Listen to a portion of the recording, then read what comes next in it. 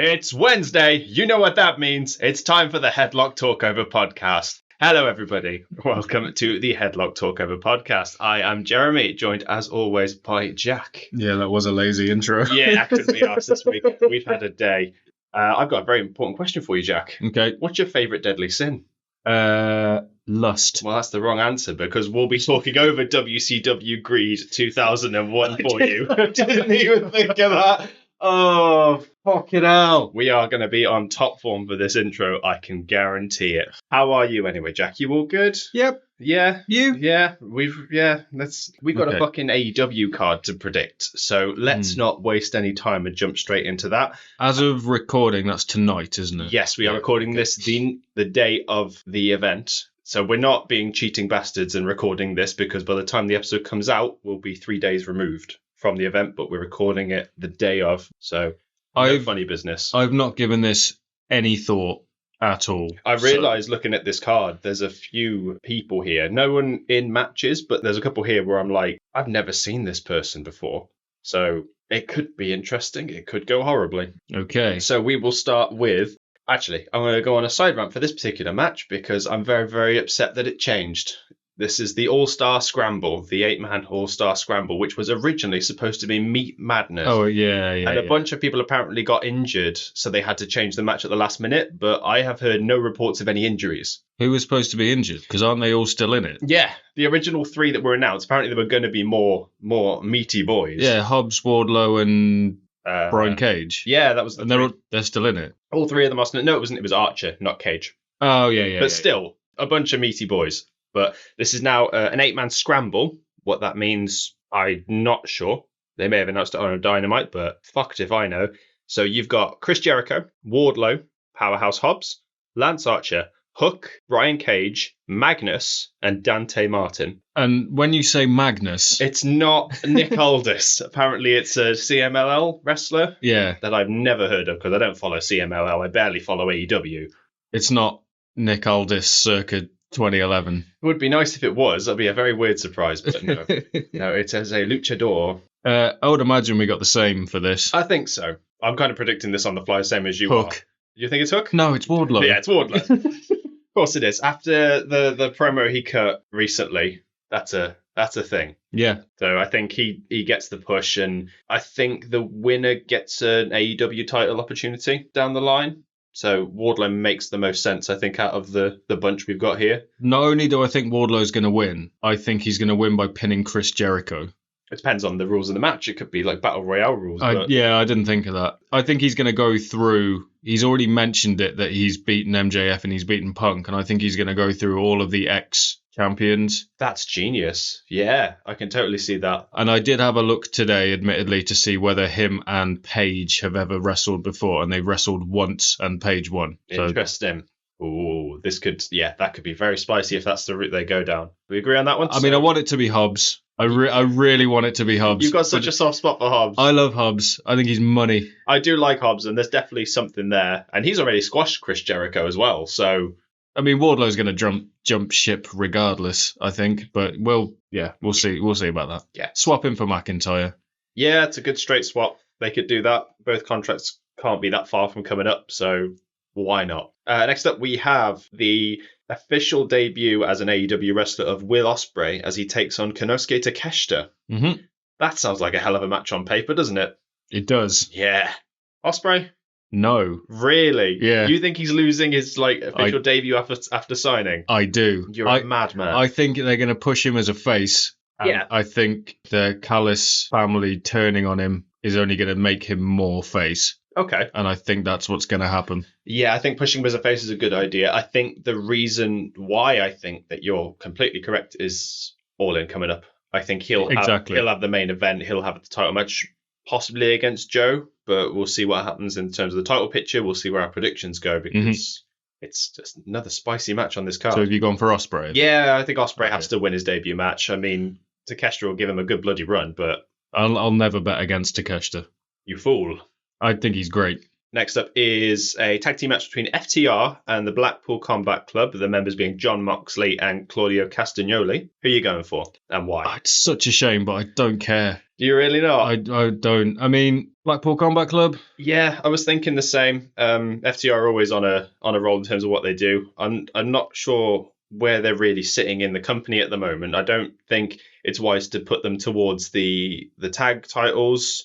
There's no one positioned with them to go for the trios titles. It's just they're kind of lost in the shuffle. Yeah. But luckily, AEW's got a stacked enough roster where you could throw Moxley and Castagnoli at them, and it's just going to be a good match. It'll be a hell of a match. Yeah, definitely. I think we agree on that one. Next up, another member of the Blackpool Combat Club in Bryan Danielson takes on Eddie Kingston for what I think it's called the Continental Crown Championship. So that would be the NJPW Strong Championship, the RH World Championship, and another title that's escaping me. One of them. Yeah, merge those three. Why not? Who are you going for and why? Kingston. Yes, definitely Kingston. I love Eddie Kingston. I love hearing him speak more than anything else. Someone needs to tell him that wrestling isn't real, because I believe everything he's saying when he says it. And everything he does in his matches, I completely believe. Yeah. And I love watching him. I don't think he's wrestling. I think he's not even acting. He's just being Eddie Kingston, and that's why we love him so much. Yeah. It's one of the reasons Steve Austin was so popular. It's just himself. Yeah,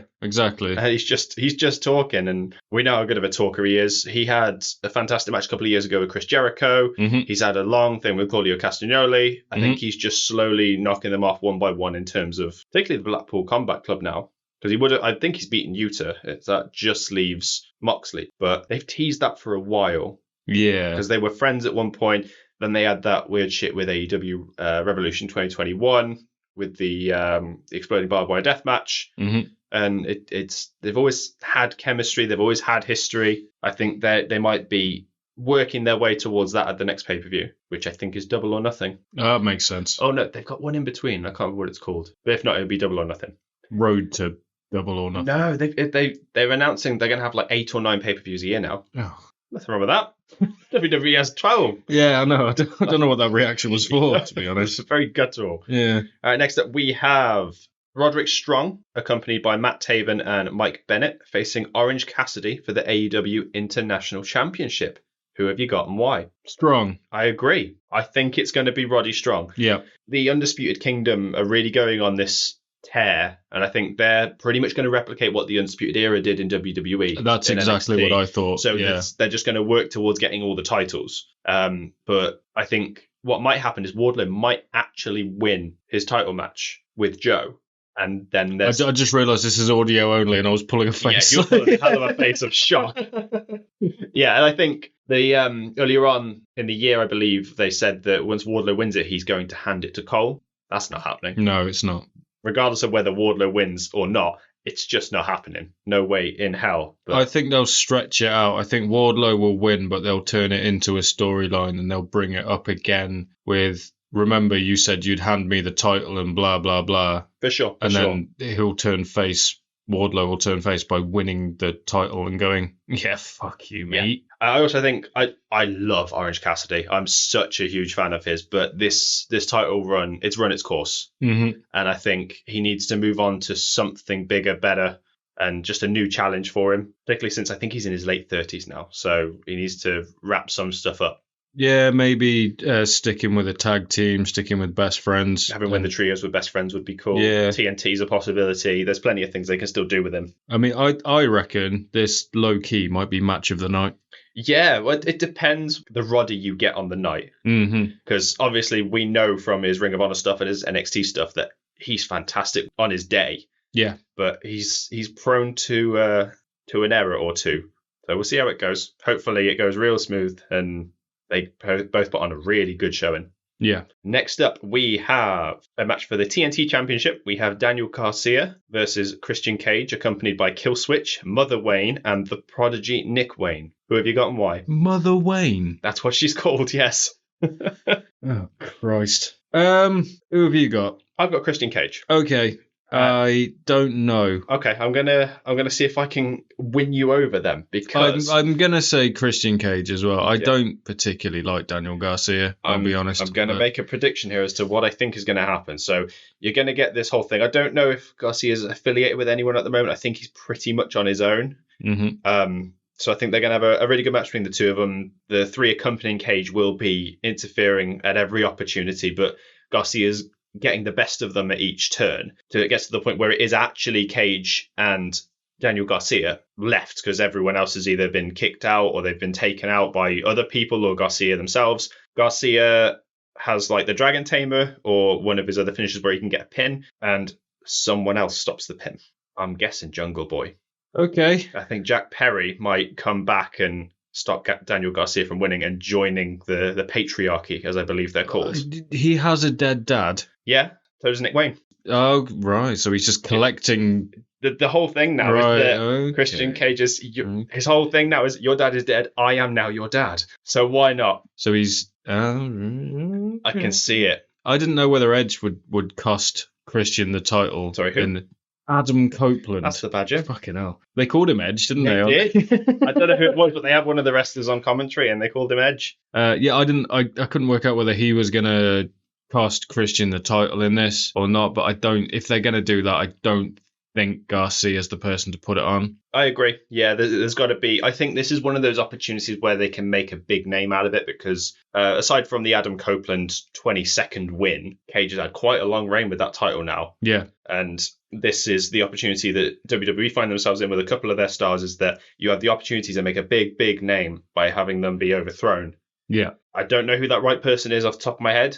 There's a lot of people that could do it, but Garcia's not the one, because he's made himself a bit of a star organically without needing that kind of thing. Like a Hobbs or someone like that. I think someone fresher than that. Okay. Maybe like, I don't think this person in particular, but like an Action Andretti. Right, yeah. That kind of person to do it. But who that is, I'm not sure. So next up, we have Timeless Tony Storm, accompanied by Mariah May and Luther, versus Deonna Purrazzo for the AEW Women's World Championship. Who have you got and why? Tony Storm. Yeah, I think so. Purrazzo's still on tear. I'm pretty sure she's still undefeated. They're not in the habit of immediately putting the title on someone, I don't think, unless I'm forgetting something. They have a habit of putting new people in title matches. Yeah, but not giving them the title. Yeah. They like to have a slight build, and they tend to have longer title reigns for the most part. It's going to be a great match, I think, but Purrazzo's not coming out on top. No. They'll give her some more obstacles before they give her a title. They might give her the TBS before they give her the AEW. Oh, that's a belt, isn't it? Yeah, and it's still on the waist of Julia Hart, I believe. Yeah. I can't remember off the top of my head. I'm pretty sure she still has it. Why not? Next up, we have Sting's retirement match. So that is Sting and Darby Allin versus the Young Bucks for the AEW World Tag Team Championships. Also, Sting and Darby Allin will be accompanied by Ric Flair. What do you reckon? I think Sting's going to come out with pink face paint on and do a Mark Henry. That's absolutely wild. I mean, the Young Bucks are winning. Yeah. I don't know the circumstances behind it, whether Darby turns on Sting, maybe. I'd be more inclined to think Rick turns on Darby and Sting. But then where would that story go? Well, Rick would just align himself with the Bucks, and then they'd carry on as normal. So what, the Young Bucks and Flair would feud with just Darby? Wow, I imagine they would just drop the feud there and then, and Darby would go on to do other things. I don't know. I think if we're looking at someone to turn on Sting, Darby's not the one to turn. Could you imagine Darby Allin as a heel? I cannot see it. Mind you, we said that about Jungle Boy for a little while, so we were wrong about that. Yeah, I mean, I think the Young Bucks are winning. I don't know how or why or what the fallout's going to be, but I think Sting will take the pin. I think that, I'd be very, very surprised if Sting doesn't take the pin, particularly as he quite literally is undefeated in AEW. He is the only wrestler since the start of that company who has never been pinned or made to submit since they've been in the company. That's mad, isn't it? Yeah, and he joined in end of 2020, beginning of 2021. I think it was winter is coming 2020. So December. It's been over 3 years and he's never lost a match. Crazy. Absolutely. But what a career that man has had. We're only on episode 6 for WCW Greed, and we must have covered 3 of his matches already. Yeah, he's been around for like ever. Yeah, in both WCW and TNA, even his brief stint in WWE. Oh yeah, that was a thing, wasn't it? He's just done great work, and we can't respect him enough for it and thank him for what he's given us. It's been absolutely incredible. So finally, we have the match for the AEW World Championship. We have the champion Samoa Joe defending against Hangman Adam Page and Swerve Strickland, accompanied by Prince Nana, in a triple threat match. Who have you got and why?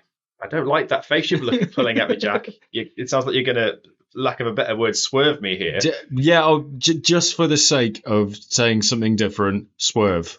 If I'm going to pick one out of those three, I'd want it to be Swerve. I think it's still going to be Joe. If it wasn't for the fact that Wardlow's mentioned Joe a lot in the build-up to this, I would have said Swerve, but it's confusing me because I think it's going to be Joe. Yeah, well, everyone's been picking at Joe, though. That's the thing. Like, Joe's got a target on his back, and he spent a lot of time just building feuds with people that didn't quite pay off, and now they are all coming home to roost all at once. So now there's just a massive target on his back. He's so much so that he's thrown himself in the middle of a blood feud between Hangman and Swerve. They've been feuding for months and months, and Joe's managed to insert himself into this. And I think that's also the key as to how Joe's going to win.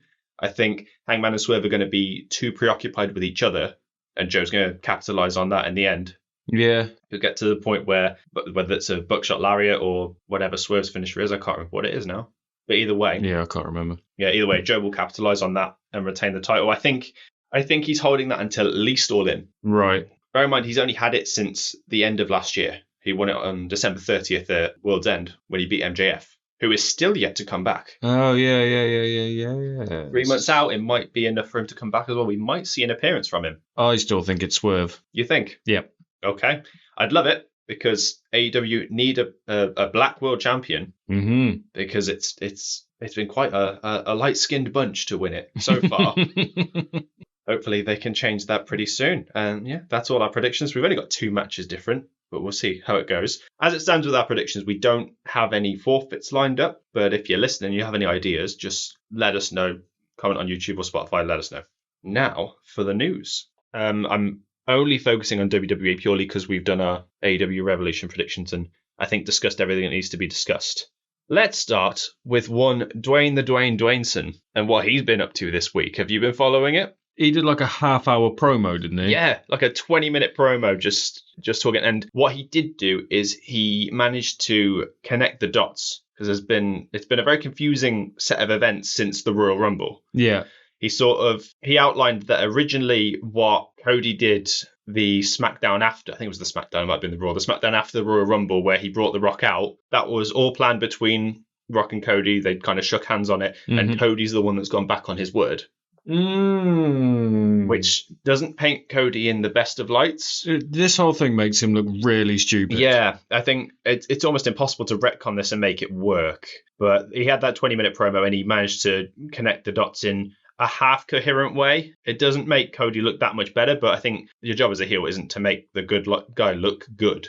I'm glad they've done it this way. Rather, I saw some people saying that when they shook hands in the ring and The Rock said something to him, that they were discussing their plan in front of Roman. And I'm glad that didn't happen because that would have mean The Rock turning on Roman and then Cody not winning by himself. A dusty finish, if you will. That's not a dusty finish, but you know what I mean. Yeah, I know exactly what you mean. But it's still up in the air. We've still got a couple of weeks to go, so we'll see how it all pans out. And then on SmackDown, they had another segment. It was 40 minutes of the Bloodline to open the show. What was that? There was a TNA episode that is and is one of the worst episodes of wrestling ever because there's like 6 minutes of wrestling on it. Yeah, that sounds about right. This is going to happen soon. Yeah, with the way the Bloodline's going, 100%. But at the same time, despite the fact it was that long a segment, Roman feels like he's been pushed to the background of this storyline. Well, I mean, The Rock. Yeah. It's The Rock. I know, but he's the world champion. Can you tell me anything of note he's done in the past couple of weeks? Stood there and looked handsome. Precisely. That's all you got. Rock's been doing all the talking, and Roman obviously had a moment talking, but no one is talking about him. And yeah, maybe that'll tie into the story, but we'll see. But The Rock on SmackDown, he said that he officially announced the tag team match that we thought might happen for WrestleMania Night 1. It's going to be Cody and Seth versus Rock and Roman to main event Night 1 with stipulations. So if Seth and Cody win, the Bloodline is banned from ringside for his title match with Roman. If Rock and Roman win, it's a Bloodline rules match, which it's basically like we can do whatever the fuck we want. I think Rock jokes that Solo might sing the national anthem, Jimmy Uso might be the referee, anything goes and it's up to them. Right, okay. And I think that's interesting because I can see that going either way. Too many cooks. Yeah, kind of. But I think there's very clear possibilities with both outcomes. I think if Cody and Seth win, it's going to be ignored anyway, because that's exactly what happened at WrestleMania. There's obviously no one was supposed to be there. People kept turning up to interfere when the ref was down. It could just be a rinse and repeat of last year. If you get the Bloodline rules match, it's going to make Cody look absolutely phenomenal when he pulls it off, because he's overcome everything in one fell swoop. But booking wise, I think the only way around it is to get rid of the Bloodline entirely and get a normal ref down there, which kind of cancels it out, I guess. Do you reckon Jay gets involved? That's a good shout, actually. If Jay's the one that counts the three. Well, I mean, it's Cody. They won the... Yeah. Because that whole thing comes back because Cody brought Jay over, didn't he? Yeah, he did. That's an excellent shout. I hadn't considered that. So if you have the Bloodline rules match and everyone gets taken out one way or another and everyone's down except for Cody and Roman, Cody does, I'm guessing, 3 crossroads because of course he would. And then there's still no ref, but Jay comes down. That would be a hell of a moment. Yeah, because they might say only a member of the Bloodline can count to 3. Imagine that, and then Jay comes out. Oh my God, you've blown my mind, Jack. That's absolutely brilliant. Yeah, so that's pretty much everything where we are in terms of the Bloodline and Cody stuff. Cody did a hell of a promo on Raw. Of course he did. With Paul Heyman. He really upped the stakes of what was happening. So Heyman comes down at the end of Raw, I think after Cody had had a match, and he's surrounded by security, and they all surround the ring. And Cody's got a chair, and he's like, if any of you take a step inside this ring, I'm hitting you. And Paul's like, well, obviously you don't mean me. And he goes to head into the ring, and Cody just goes, wrong. And just starts hitting everybody with a chair as Paul tries to get in the ring. And at the end, Cody just goes, remember this, Paul, the Bloodline's not hunting me. I'm hunting the Bloodline. Cold as fuck, that line. Yes. Exactly. He's so much and made everything feel so much important with a handful of words. Best way sometimes. Definitely. So the other thing that happened on SmackDown, which I'm not a fan of, but we'll see how it pans out. Bayley and Dakota Kai had a tag team match against, I believe it was the Kabuki Warriors, so Asuka and Kairi Sane, and like 2 minutes into the match, Dakota turns on Bayley. Had Dakota already interacted with the Kabuki Warriors? Not that I'm aware of, but I'm not following the product that closely. I hate when that happens. Yeah. When there's a turn and they've already been fighting. It's so stupid. So essentially, Bayley is all on her own now, and everyone else is on the damage control side. Dakota was the odd one out in this whole situation because, like, you saw it coming a mile off because they're all Asian. Like, apart from Bayley. Yeah, exactly. So, you kind of get why she's being ostracized because they're speaking in Japanese and they're taking the mick out of her and whatever. And then Dakota Kai felt like the odd one out, and it was just unfortunate because she had a bad case of knee. Yeah, she'd been out for a while. Yeah, and it was like, oh, yeah, she's a member of this. What do we do? Swerve. No, he's in AEW. Yeah, good point. Yeah. Good point. Excellent point. It's his house. But yeah, I don't know. It's pretty obvious. I think Bayley's going to win at WrestleMania, but where it goes from there, I'm not sure. We also had a section on SmackDown where Jade Cargill confronted Io Sky as well. Yeah, I did see that actually, and she was way taller than everybody else. Yeah, that's ridiculous. So they might be teasing like an impromptu triple threat, but I don't want that to happen. I want Bayley versus Io 1-on-1. Yeah. I think Jade versus Bianca would have been the way to go, but it doesn't seem like they're going that way. No, that would have been the match, I think. Shame, really. Oh, well. But what can you do? Do you think Bayley comes out to our old theme with the? Oh, bring the huggers back with the wacky wailing, flailing tube man. Or do you think she's better as a face with her new character? Could you tell me what her new character is? Karen. Yeah, a face Karen. It doesn't work, does it? Well, that's it. Make a new character rather than go back. I think it needs to be a post-Mania thing. So maybe they give her a special entrance just as a one-off with the hugger gimmick. Yeah, maybe. But I don't know. Because the hugger gimmick was a bit too childish. It worked in NXT. It didn't work on the main roster. Yeah. Yeah, it's a bit weird. But stranger things have happened, particularly at WrestleMania. So that will remain to be seen. Now, I want to talk a little bit about something we've been talking about for a day or two now, and that's the situation with Maxine Dupree. So recently, Maxine Dupree had been working the house show circuit, and at a particular show, I think it was like an 8-woman tag match or something like that, and she didn't put in the best of performances, and she was essentially booed out of the building by the fans in attendance that night. And a lot of women wrestlers, some from other companies even, I know Britt Baker did this, they came out in support of her, and Rhea Ripley, I think, put it very, very well, in that she said, like, I wish all of you could learn your jobs in the public eye and be ridiculed at the same time. Just be better people. And I know very recently you showed me a video by one Dutch Mantel. Yep. You want to go into that a little bit?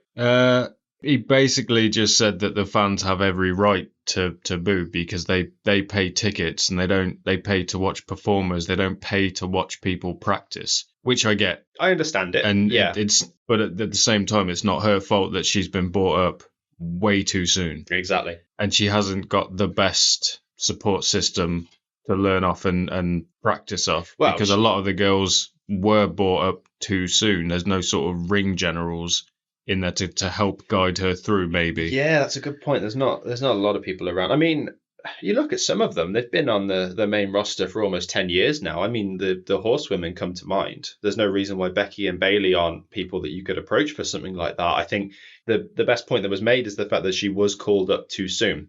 And she's got the support of the best wrestling school in the world, bar none. She wasn't supposed to be a wrestler, though, was she? She was brought up as part of that Maximum Male Models thing, where she wasn't supposed to be a wrestler. Yeah, she was pretty much a valet or a manager. And then the whole thing with Otis and Alpha Academy, and it was like played for comedy. Like, her as a comedy wrestler, I kind of get that. Yeah. But now that they've gone, oh, okay, she's wrestling now, she needs to be actually wrestling. I think she's been thrust into it way too quick. Yeah, it's a very difficult situation because she's got the personality to really make it on the main roster, but she just doesn't have the skill set as a wrestler yet.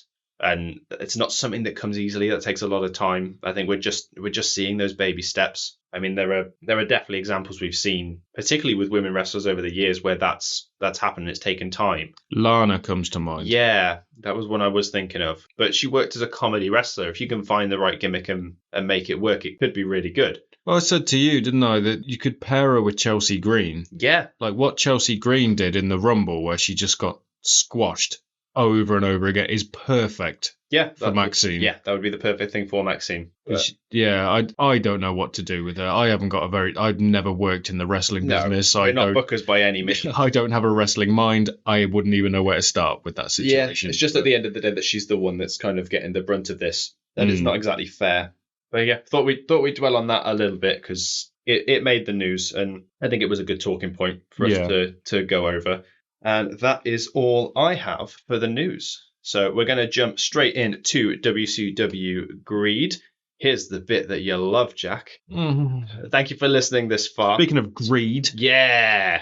Give us your money. No, don't give us your money. Or give us your money. I mean, I won't turn it. Oh, no, you got me doing it. There you go. So thanks very much for listening. Be sure to give us a like, a comment, a subscribe, a follow, depending on where you are. We'd love to hear your thoughts, particularly on what you thought of the episode, on any future episodes you'd like to hear from us. We've got something coming up in the future from one of our listeners. So we are listening to what you guys have to say, and we will take everything on board. Enjoy WCW Greed. Right, here we go. Greed. I was excited for this. The reason I wanted to do this is because it was the last pay-per-view they did. Yeah. So you'll have noticed during the intro, there's no subtitles on, Jez. I've noticed. So I watched this intro, and I could have sworn that DDP said Steiner is getting banged. And I was like, no way he said that. So I went back to the start, put it with subtitles on to double check, and he does say Steiner's getting banged. I then didn't turn the subtitles off, and I kept the subtitles on for the entire show. And I have a quiz based around the subtitles. There are 3 people in this show that the subtitles display in brackets speaking foreign language. Oh, no. It says indistinct quite a lot because obviously they talk over each other quite a lot and they talk very fast. But yeah, there was 3 times when it said speaking foreign language, and I want you to guess which people that it said it to. I will try and figure it out. I will also say, to both of your points, I think the whole idea of DDP saying he's getting banged that was the thing he did when he threw the diamond back down. Yeah, he did the diamond. Bang! Yeah, you're going to get banged. Also, Shabani at the very start, if it's WCW, it must be greed. What? Yep, already off to a definite start. You're about Bischoff or Turner? Or who the fuck are you talking about, Tony? The only other thing is that I have watched other shows with subtitles on. They need to hire people, because I could do that job, figuring out what the hell they're saying. Because all the indistinct stuff, I was like, he said this. What are you talking about? And there's so much wrong with the shows I've seen, but I look forward to playing this little game you've got. I've got a question for you, Jack. Yeah. What the fuck is a Quiwi? We've watched Quiwi before. Yes, I actually looked this up. I was that annoyed and confused by the name Quiwi. He's on the TNA and NWA show, isn't he? He's that gay character whose name I can't remember. Bruce, that was it. The Rainbow Express. He was in the Battle Royal. But Quiwi. I mean, that's the least of his problems. That hairline is clinging on for dear life. Yeah, it doesn't make it any better, the fact he's just taken the Hulk Hogan-esque locks he's got at the back, and he's just gelled them straight up above his head. It's like he's peacocking. So in preparation for this, I listened to 83 Weeks, Bischoff's podcast. Okay. I didn't learn anything about the show. I like Bischoff's podcasts, but there's about half an hour of Conrad Thompson going, "So with Conrad," which is really irritating. But one thing he did say that made me laugh was Quiwi's hair. He said when he saw that, he goes, "I wanted to punch him in the face," which he's done his job because he's the heel. Yeah. And you do look at him and go, what on earth? That comment's going to age very poorly if we ever get sponsors for this podcast, Jack. We're not getting sponsored by SaveWithConrads.com. Jason Jett was in ECW as well. He was Easy Money. Yeah, I did look him up as well because I had a feeling he might have been on the Living Dangerously show that we saw, but he wasn't. No. I mean, there's nothing to him. He's very good in the ring. In fact, this match is really good. I don't know what's going on with his trouser shorts either. Are they pants, shorts, trunks? Well, what it is, I think, essentially, you've got tights tucked into trunks, I guess, but I can't tell if there's a seam or if it's all one piece. Yeah, I don't know. He's got a nice aeroplane on the back. It's like assless chaps. That's what it's like, but he's still got the trunks on as well. He panders to the crowd quite a lot, and his face doesn't change. He's just got the same facial expression the whole time. Yeah, he's got a very generic face. Quibi has the opposite. He's got a very expressive face, and it works. I also didn't realize quite how jacked he was on that NWA show. He is absolutely swole here. He's a big dude. But yeah, this was the right match for an opener, having watched it all. I would 100% agree. I think that while watching this, I think the second match also serves as quite a good opener, but we'll get to that. I think it's nice. It's high energy. They're not, despite the fact that Quibi's quite a big guy, he can move, which is what you need for an opening match. That is a hell of a bump. Terrible bump where Quibi just throws Jet over the top rope while he's on the apron. Just grabs him by the ponytail and chucks him over. Yeah, that terrible plancha, but straight to the outside, feet first. I can't tell if that was a botch or not. Yeah, I can't quite tell. So Quibi goes for the Tope Suicida, and I think Jet's supposed to move, but I also think Quibi caught his foot on the rope and just eats shit. Yeah, I can't tell whether he caught his foot or whether he deliberately undershoots it. But either way, yeah, it's horrible to watch. Good job the padding was there, that's for sure. That was a nice little move by Jet. So Quibi throws him up while on the outside, and he does a handstand against the ropes, and then on the way back, just hits a nice little DDT. It's a good-looking move. I've seen it done a few times before. I can't remember where. Yeah, it puts me in mind of like a lesser version of that move AJ Styles used to do. It was like a Scorpion Deathlock, but he just also did a backflip. Speaking of lesser moves, that was a buckshot lariat. Yeah, it was a very nice buckshot lariat. Better than Punk's. I could do it better than Punk. Did he even land it? He did it twice, didn't he? Yeah, he tried twice and fucked it up both times. Tried twice, right, okay, fair enough. Yeah, he just sat on his ass. I don't think the camera angle does that bump any favours, because that's a long way to fall. That might have been the point, is that it had that real close-up shot where it follows Jet all the way to the ground. But I think had the camera been underneath or on the floor, it would have looked a lot worse. Yeah, I think so. I tell you what, though, Jack, this has been total non-stop action. I don't know about anything else.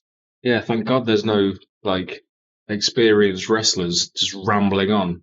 And Kiwi goes for a pin outside the ring and just begs the ref to pin. But he's crazy. Oh, yeah, he is crazy. I think he had another gimmick about this. It was like a split personality thing. When he got angry, he was called Angry Alan. Well, there was I don't know about that, but they did push the part that, he's crazy. If he gets angry, whoa, you are in trouble. Also, they just throw him straight into this guy at the side, and then he gets angry at him. Look, I had to rewind it when I watched it. He just throws him head first into that guy. And the guy just doesn't sell it. And his way of displaying anger is just to flail his arms wildly, like he's in a mosh pit. I think that's his gimmick, though. I think my brief watching of this guy, he's very good at pissing people off. Yeah. I don't know if you noticed as well. I don't think he's here yet. Somewhere in the front row, there is a black gentleman wearing a United States do-rag. I've got a few notes on him. He's incredible. There were some matches where I was just watching him instead of what was going on in the ring because he's so entertaining. Yeah. The audio gets really weird around here. They start chanting Kiwi sucks. It gets really loud and then cuts out. It's really strange.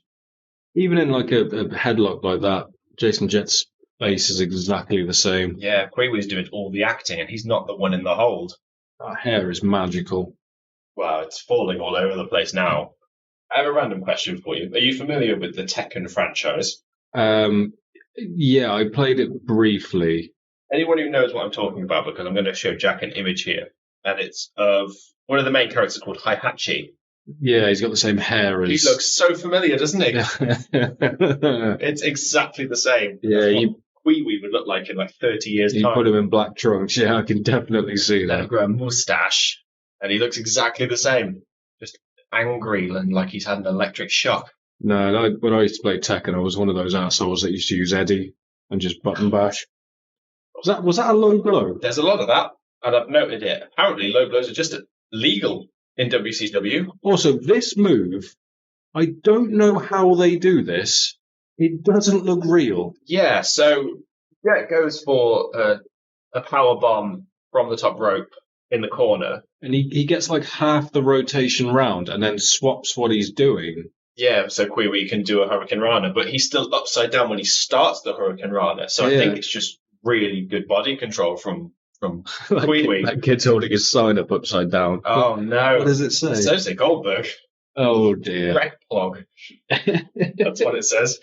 Yeah, that Powerbomb Hurricane Rana move's been done a few times. I know Mysterio's done it. I'm pretty sure Kid Cash used to do it in ECW. I distinctly remember Mysterio doing it a lot. It doesn't make it any less impressive when it happens.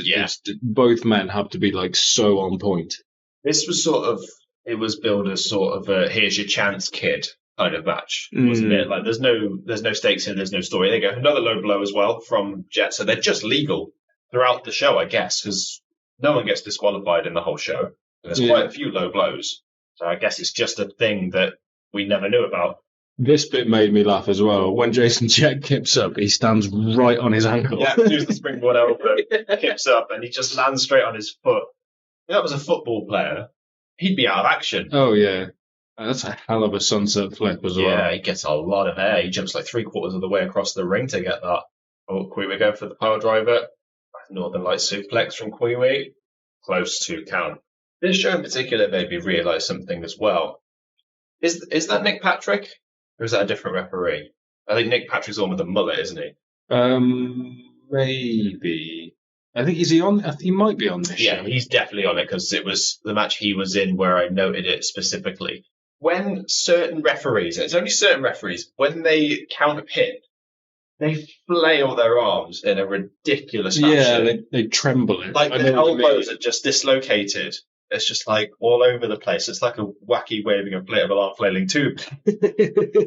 What Jason Jet is doing now, the playing possum, he's not the man to do this move. No. He's not quite cunning or charismatic enough to sort of get the crowd to be in on the joke, because nobody really reacts when he's like, shh. Also, you're not Eddie Guerrero, so stop it.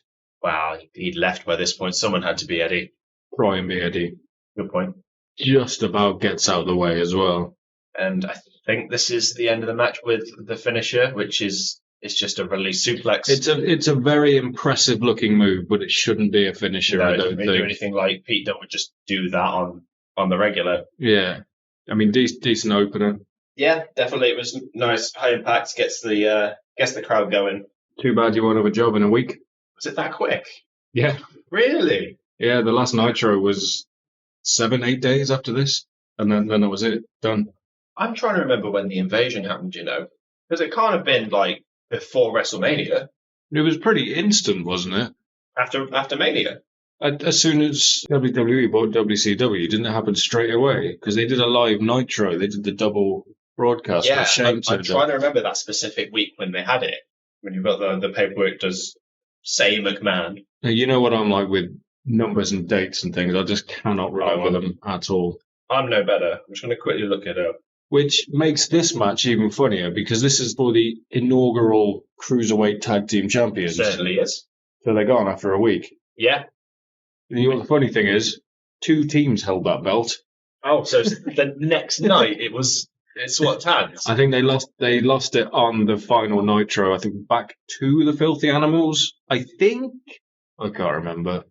You've never seen Rey Mysterio wrestle without a mask? I never have. Okay, I'm assuming you've seen him without a mask. Yeah. I've definitely seen images of him in WCW when he didn't have his mask. Look how ugly those belts are.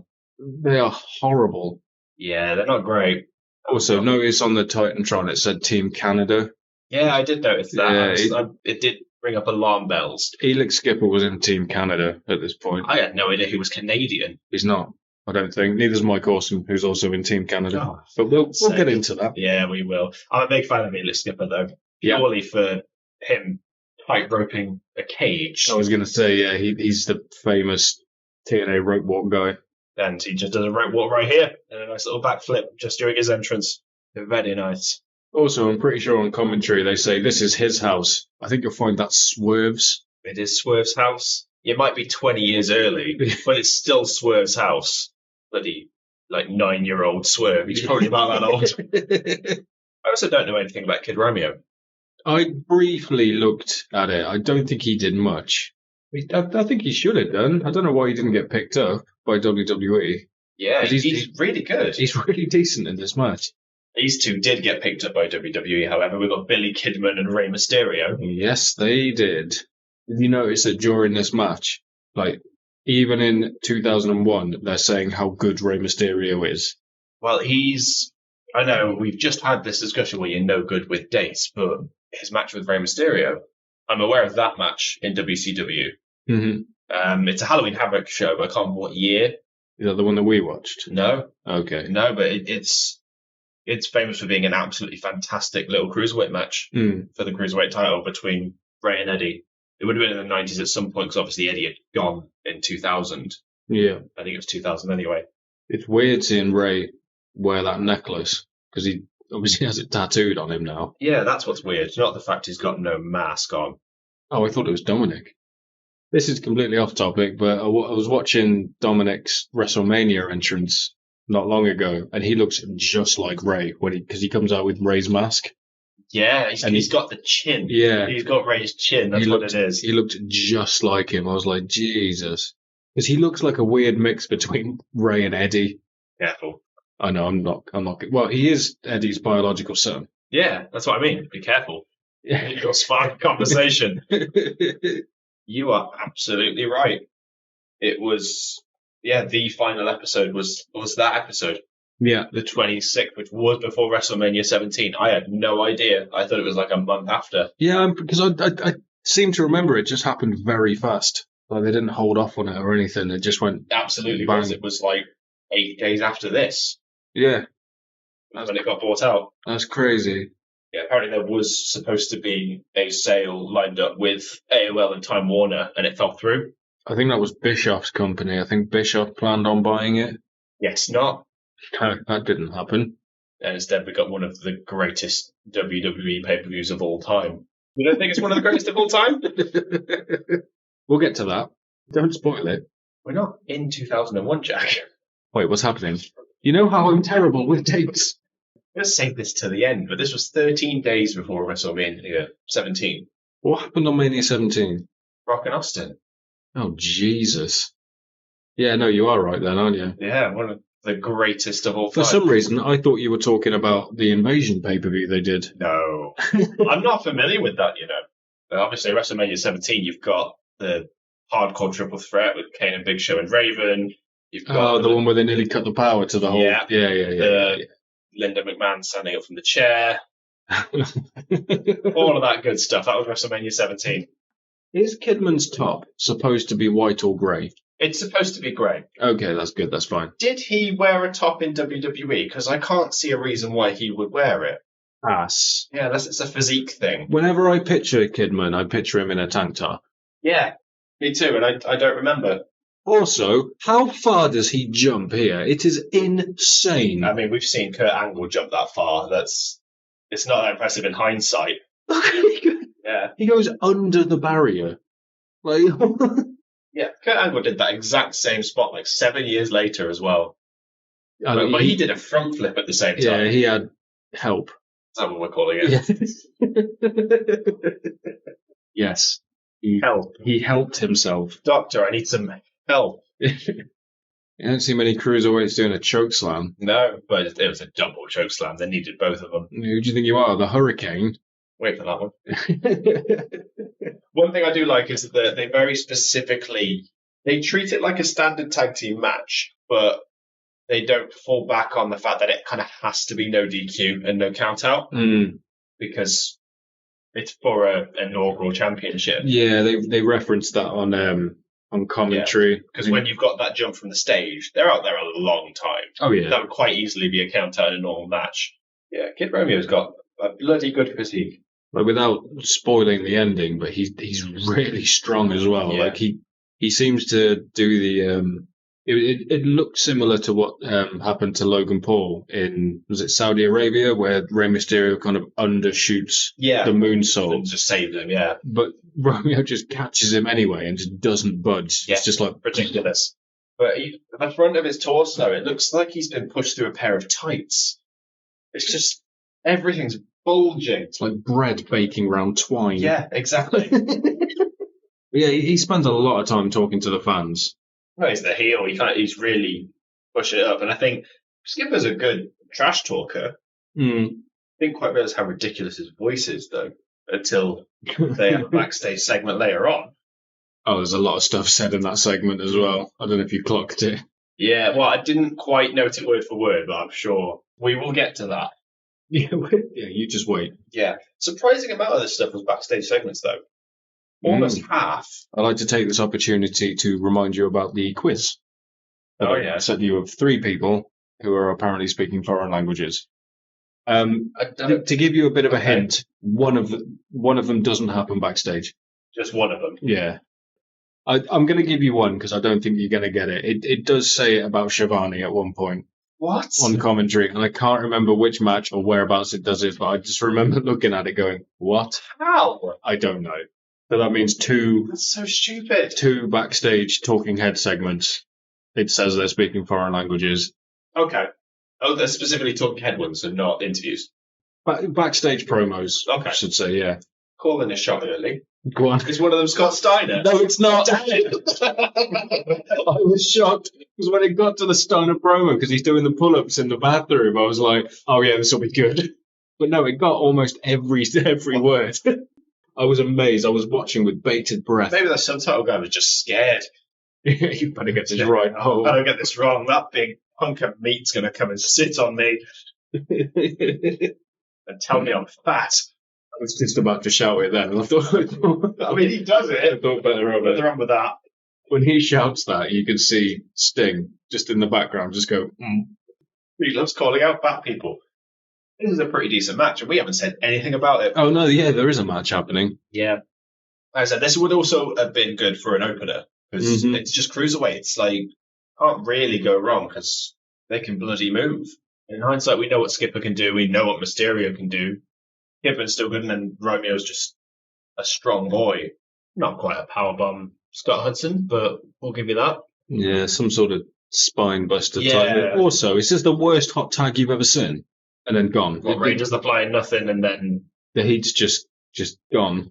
Yeah, I don't think Mysterio was truly really appreciated until he went to WWE. From what I can remember, They obviously had great matches. I've seen one or two, but it wasn't until he really showed what he can do when he was in the WWE. I think particularly, I think it was SummerSlam 2002, his match with Kurt Angle. This might be the best shooting star press I've ever seen Kidman do. Yeah, I wasn't familiar with him doing them, but yeah, that's very smooth to the outside. It was his finishing move. He was one of the people that used it, and he always, whenever he did it, it always used to look like he cheated because he went like sideways, and it looked like he shouldn't be able to do it, but he did do it. So it almost became like the Black Arrow of Pac. Yeah, kind of. It looked like he shouldn't be able to do it, but he did do it. And it was, when he was in Raven's Flock, it was called the 7-year itch. I think he just called it a shooting star press. Yeah, I think around this point I'd noted that the first match had quite a lot of pin attempts in. Mm-hmm. I don't think we've had any yet in this match. There's one big one that I want to point out. Okay. It annoyed me a bit. Skipper casually just talking to Mysterio as they get up. It's also very weird seeing Mysterio with very few tattoos. Yeah, that's it's a bit strange. Odd, isn't it? It's like seeing CM Punk in 2003. We're at the point in the match where everything just breaks down. There's no rhyme or reason. Everyone's attacking everybody. Everybody's technically legal. Yeah, no one knows what's going on. I think it's here. This annoyed me a lot. Go on. Is that not a pin? Yes. Why is no one counting? Has that been 3? Yeah, it has been 3. But I think the ref's letting them finish the move, which is kind of stupid. I suppose Romeo's just pinned, so he wasn't the one making the pin. I guess. By the letter of the law, I guess Mysterio's shoulders were on the mat during that. It's like a dragon German suplex, but still kind of daft. Yeah, shoulders were definitely pinned to the mat, and the ref just stood there like... Are you going to finish the move, or...? Yeah, where's your man? Yeah, so I actually wrote down, we've gone from a match with too many pins to not enough, and now there's been 5 in 30 seconds. And I'm like, oh, never mind then. I'll shut my fucking mouth. There's a low blow there for you. Nice little baseball slide right into Skipper's nuts. See what they're going for, but Skipper's way too close. Yeah, when that happened, I thought he was going to suplex him straight onto Romeo's knees. I was like, oh, don't. Oh, don't. Yeah, don't want to hurt the knees. Holding up all that muscle. Yeah, this is it. Amazing. It's utterly ridiculous. Mysterio, you've got to work on your fucking backflip, mate, because that's twice. But that's it, just completely out of nowhere. Yeah, but it was a nice move. It was sort of like a modified tombstone pile driver, so it's a fair way to end a match. It's just quite sudden, which can kind of work for a cruiserweight match. We've seen it enough times where a nice quick move can just end it. And then Kid Romeo and Elite Skipper are the inaugural and one of the only 2 WCW Cruiserweight Tag Team Champions. I'm pretty sure they lost it on the last Nitro, and someone will tell me I'm wrong, but I'm pretty sure it was back to the Filthy Animals. Back to? To the Filthy Animals, I mean. But it was a nice idea, like, because Cruiserweights only had, like, the Cruiserweight title to fight for, and then there was nothing else. So yeah. The fact that they had something else to fight for as well, to showcase them a bit. I would have liked to have seen this on 205 Live. Yeah, that could have worked. A shame the Cruiserweight Championship is dead. There's a pretty good match for it on this. No, well, I mean, like, the newest version got merged with the North American, didn't it? Is that what it got merged? I was just about to ask, yeah. Here's the first of 10,000 backstage segments with Buck Bagwell. Right into Ric Flair's office. What the fuck does Ric Flair look like? Why has he got spiky hair and a Hawaiian shirt? It makes me think, I'm used to this, because I distinctly remember the 2002 draft in WWE, and he looks exactly the same. He just wore a suit. That was the only difference. And this is the Road Warrior. I can't remember which one it is, Jack, but it's the Road Warrior. Animal, isn't it? I don't know. Don't know. But they've just called him the Road Warrior, which helps me a lot. These handheld bits, the camera does like that sort of shaky thing, and it makes me feel a bit sick. Yeah, I definitely felt sick with some of these. But it's supposed to be like, you're not supposed to see this. It's broadcast live. Yeah. So, I don't understand. Actually, I didn't even think of that. Yeah. Because this is 2001. I thought live streaming is miles away. Yeah, not really a thing. Well, it is a thing, but they have to use their professional equipment when they've got their backstage interviews and stuff, and they display it on the screen inside the arena or to the millions watching at home. That's on a home camera. Yeah. Because it's got the little box and record in the corner. Oh, Buff, just stop it. What a shame. I didn't know before watching this that Stacey Keebler was ever in WCW. What? I had no idea. You need to watch more WCW. I think we're fixing that slowly. Yeah. When this happened, I was laughing at this theme so much because it's so 90s. It's very erotic. And then after her promo and Stasiak comes out, I was like, never mind, this is so much better. It reminds me of you're the same age as me. You'll remember this music in school with the keyboard, and everyone used to go DJ, DJ. It was that. It basically sounds like someone going mad for that.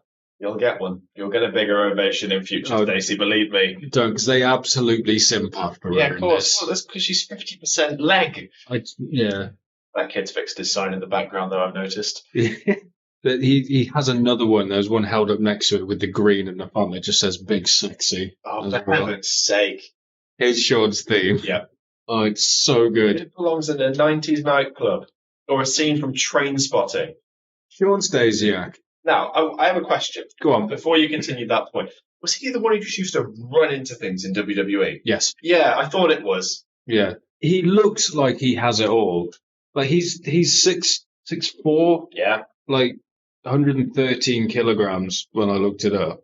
He's second generation. Like his dad was Stan Stasiak, like a big deal. Like he's built. As soon as he opens his mouth, you go, oh, that's what he's missing. Yeah, you think it might just be that second generation issue because his dad was WWE champion.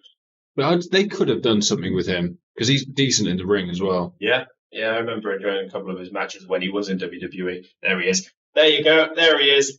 Mr. Do-Rag, mimicking sucking a big D by saying, you suck. Didn't even clock that. Yeah, he did the running into walls thing. Yeah. And then he was meat, if you remember that. Oh, I didn't know that was him. Yeah. The meat gimmick, I didn't know it was him. With, what were they called? It was PMS, wasn't it? Because it was hilarious. They're women. Fuck's sake.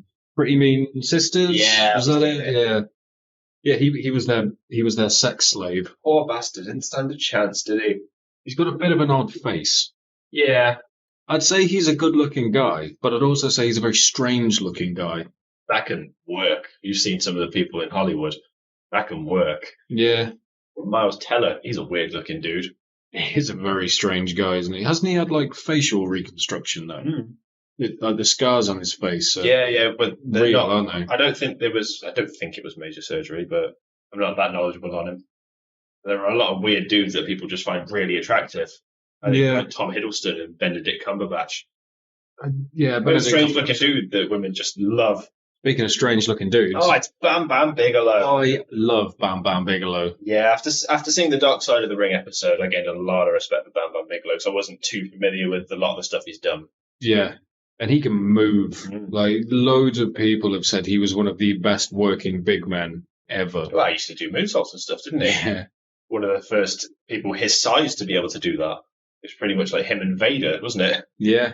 He just looks like a scary guy as well. I like to think in my mind that Bam Bam wanted to rip that, but it might have been laminated. Because he thought about it and went, no, just going to scrunch it up instead. I don't want to look silly now. He's main evented WrestleMania. WrestleMania 11. Was it specifically 11? Yeah, with Lawrence Taylor. Yeah, not only was it a main event, but he got trusted to main event it with a celebrity. That says a lot. Watching him here, it's sort of sad to see how far he's fallen, but I mean, he's still not in the Hall of Fame. That's insane. I reckon it will happen this year. Heyman's going in this year. You know, Mania's in Philadelphia. Yeah. We've discussed this. Heyman should be in there. Bray's going in. Yeah. I don't think Bray should go in this year. I think the stars have aligned for Heyman to go in Philadelphia. Bray should headline it. Yeah, I think as long as both go in, I'd be happy. But Bray 100% is going in because whenever someone major like that passes away, it does not take long before they end up in the Hall of Fame. Eddie wasn't very long. Yeah. The only exception to that is a fair exception because they did a horrible thing. Yeah. Less said about that, the better. And that's why I left it at that. Basically, give me a kiss. Make me feel better for my poorly face. His weird face. Same thing. Yeah. I like the idea of the mecca of manhood as a gimmick. His gimmick is so funny. Like, because he signs the pictures of himself and then hands them to people. It's so funny. He does it at the end of the match as well. I'll point it out, but it made me laugh so much. All this, like, sort of pandering around and kind of makes me wonder, is that to hide what Bigelow could actually do at this point? Yeah, it's possible. I hadn't quite considered that, to be honest. I'm trying to remember the trajectory of Bam Bam's career. I don't think it was much longer before he retired or died. I can't remember which happened first. Yeah, I'm not sure. He might not have been as athletic as he was, but he could still work. He still goes off the top rope in this. Yeah, exactly. I don't think he was pulling any moonsaults out, but yeah, it's a match that happened, isn't it? Yeah, it's a pretty bog standard match. I think, unfortunately, Stacey's the most interesting thing about it. Yeah, I think Stasiak does work hard. Yeah, I think that's perfectly valid. You can see it. He's trying to sort of ham it up. Like, he's just gone outside and asked for a timeout. So it's just some typical heel tactics. I don't know if that's because of hindsight, where we've seen a lot of this stuff in the 20 years following. And Mr. Durag's just getting the crowd pumped up now. Either that or he's yelling at someone. There's another low blow. Yeah, that's 3 low blows and no call for it. So they must be legal, which is kind of stupid. Always impressive watching him come off the top because he does it so effortlessly. Yeah, it's a shame then it was more of a fall then. So you might have had a good point in terms of his ability to work. Yeah. But he had to climb up there. So credit where it's due. Stacey jumps up onto the apron to distract Bam Bam, throws something to Stacey, which turns out to be hairspray. So he hits him. Little neck breaker. The Rude Awakening. Is that what it was called? Well, it was Rick Rude's finisher. Ah, okay. But it's just a standard net breaker, I guess, in 2001. Yeah. And that's the end of the match. Wow, fucking music. It's so good. I might make it a playlist of it. It's just a woman shouting, though, with some house music in the background. I'm going to put it on my workout playlist. Oh, God. Imagine you're Sean Stasiak in the mirror. So they're rubbing their hairspray out of Bigelow's eyes. And then you see Stasiak go over and like I didn't see that. It just drops it on him and the doctor just goes, oh, that's incredible. That's incredible. So Stasiak's music, it's kind of reminiscent of Right Here, Right Now by Basement Jaxx. Yeah. Wasn't that Fatboy Slim? Was it? Right Here, Right Now. I thought it was Basement Jaxx. Oh, it's Fatboy Slim. Wow, I'm stupid. Also... Oh, okay, Stacey. Stasiak is 6'4". How tall is Stacey? I told you she's 50% leg. She's not. Yeah, this is a bit strange, isn't it? She's not as tall as him, or she's not taller than him, but she looks massive. She hasn't got very high heels either, so you can't even. I didn't even notice. Didn't even notice the heels. They're very small heels, so she must be like 6 foot. It wouldn't surprise me. But obviously, Stacey's gone in for the sailor lean down kiss, so Sean's lost quite a bit of height in that. Yeah, even when they stand up. I mean, she was taller than a ref. They were a thing in real life. I'd hope so. I'm pretty sure. After that display. So we cut to a backstage segment with Ernest Miller and Miss Jones. And I believe this is leading into a storyline where Miss Jones was kidnapped, assaulted, basically creeped out by Canyon. Yeah. And Ernest Miller's just telling her to stay there so she's safe. So this is the promo I was talking about. There's so many homoerotic overtones in this. Yeah, I didn't... It's like, put it in, strap it on. It's just... Yeah, wrestling's gay as fuck, but we love it. I watched something the other day that was wrestling out of context, and it was just like promos of them going, I'm going to pound your ass. I'm going to... It was just like... It was ridiculous. I'm going to find those. And I had this thought this morning, I'm going to find those to find things for the intros for this show. Okay, before this match starts, I promise not to go on about Mike Awesome. You can. Okay, right. He was in WCW for 11 months, right? He had 4 gimmicks in that time. He's in Team Canada. He's not Canadian. He was the fat chick thriller. He was that 70s guy. He also came into WCW as the ECW champion. Right. And when he debuted as the ECW champion, it was the WCW episode where they did the reset and stripped everyone of the belts, and they were like, right, we're going to push the new athletic guys. We're going to push Mike Awesome debuted. And they did nothing with it. Right, okay, I'm done. Do you feel better? I'm done ranting about it. I'm a big fan of Mike Awesome. I've said it multiple times. I can tell. But... So I have a question, because you know more about Lance Storm than I do. Is the serious line a thing he did often? Yeah. It made me piss myself. On commentary, they even say, God, he looks serious. Yeah, and he's like, if I could be serious for a moment. Can you, Lance? Are you capable of that? What's going on with his package? It's very pointy. Well, Lance's? Yeah. Oh, he's pushed to the side a bit there, isn't he? He's staring right at me. Like that. Show Lance Storm's package. And he's got look at his eyes. They're the eyes of a maniac. His eyes could not be more Canadian. Well, I've only just realised that him and Henry Rollins could be related. Jesus Christ. They look so similar, don't they? Yeah, they do. Just noticed that. He's so good in the ring, though. Yeah. It's unbelievable. I mean, he's not bad on the mic. He does what he needs to do. Out of the two of them, he should definitely be the one on the microphone. Yeah, I think that's fair. Here he is, Hugh Morris. Yeah, I did look up Hugh Morris. Yeah. I wish I hadn't. So when I saw who he really was, I was like, oh, no. Yeah. Conan just appears out of nowhere. Well, don't know if you noticed as well, they ring the bell before Conan enters the ring. I didn't even clock that. Yeah, so the match has started before Conan's even turned up. Yeah, judging by the caliber of people in this match, I expected this match to be match of the night. Okay, yeah, I can see why. I mean, think what you want about Hugh Morris, build him up, whatever, but he was good in the ring. Yeah, he's a good, big guy. I mean, Shawn Michaels was a dickhead. Yeah. But we love him. There's a USA chant in this match. Did you clock that? No, I didn't actually. Half of the people are American, and there's one on each team. Yeah. Hugh Morris is American. Mike Awesome's American. I'm guessing Conan's Mexican. Conan is Cuban? Or was he Cuban? I think. I'm just assuming because I know they had the whole LAX thing. Yeah. Mike Awesome wrestles like he was 20 years ahead of his time, I think. Yeah, I think from what we've seen, this might be the third show we've done where he's been on the card. He would fit in perfectly like now because big men move like he does, or he did. Like they move like that now. Yeah. Like very athletic big men. But no one was doing it. He's like the size of a Drew McIntyre, isn't he? He's this kind of the same height, same build. Yeah, I think he was 6'6". He's fucking tall. Yeah. One thing I do like, I heard an interview with RVD, and he's talking about Mike Awesome. He says the thing about Mike Awesome is he didn't wrestle like a cruiserweight, and he didn't do high-flying moves like a cruiserweight. He said when he jumped over the ring, or jumped over the rope, he looked like a big guy jumping out of the ring, and it was terrifying. He compared it to a killer whale, jumping out the water. That's a great comparison. You don't want 260 pounds just flying at you, do you? No. They missed the boat with him big time, and WWE did.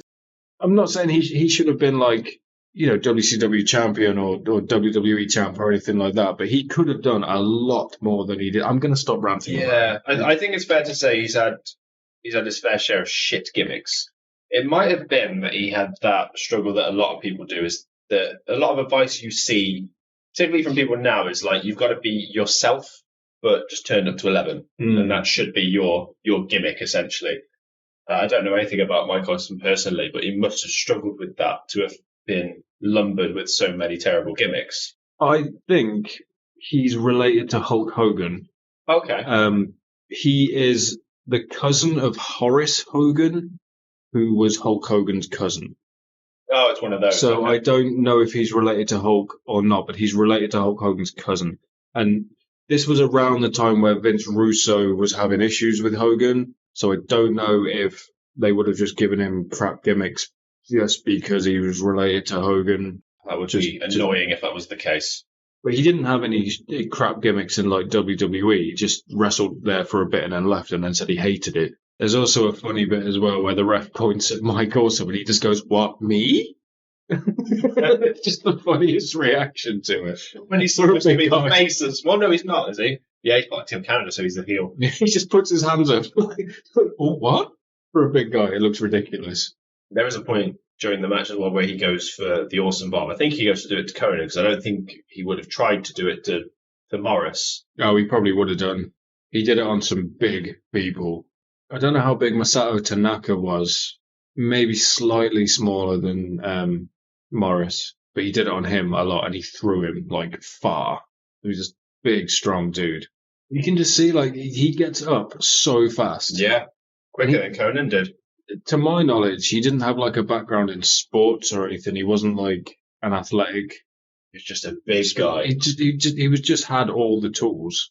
I don't know. We should sit down at some point and watch some of his stuff in Japan. Well, we haven't had a Japanese show thus far, so we'll have to add something. There's something else that happens in this match as well. Storm seems to struggle to get in and out of the ring quite a lot. He gets his legs caught on the middle ropes. Enough that I noticed it. There'd be many reasons that's the case, though. They could have been overly tightened. Yeah. But you'd think they would have noticed that. Yeah. Just there. Noticed that. And he does it a few times in this. And he just can't lift his leg over that second rope. It's not like he's catching. I mean, he lifts his legs there. That's a hell of a drop kick. Yeah. It's a shame it's nowhere near Conan's head. But it's not like he's lifting his leg and clipping it. It's like he's not lifting his leg. Mr. Durag's calling out Mike Awesome, telling him to come down. You don't want that, mate. No, you don't. It's weird seeing him with a mullet as well. Yeah. Like, he only had his mullet cut off in WCW. Like, he had it up until 2000. Like, he was committed to that thing. But he said in an interview, because he spent so long living in Japan, he didn't realise that it had gone, like, out of style. This pile driver as well, Conan is nowhere near. Yeah, Conan's head lands on Awesome's thighs. So nowhere close. Conan had issues with his neck going back, like, as long as I can remember, so not surprising. Like, maybe it was the camera's fault. If he had filmed it from behind, maybe it would have looked a bit better. Storm can jump over the ropes absolutely fine. Yeah, he just can't seem to... Silky smooth. Was never going to make that jump, though. No. Conan was practically in the other corner. Yeah, he kind of lands, has to sell it, but also, like, seems to fall at the same time. Yeah, that was quite literally a flying nothing. Yeah. There's the USA chant. I mean, who's that for? Who? You, I guess, Is he come back in time wearing a New Day top? Yeah, I guess so. Maybe that was part of the gimmick. Like, who? You. Yeah, I don't care to look it up. No, me either. So Awesome up on the top. Nice little splash. Little splash. He gets so much height. May I remind you, he was 6'6". Yeah. Does he do the moonsault in it as well? Because I know Hugh Morris did. It was called the No Laughing Matter, wasn't it?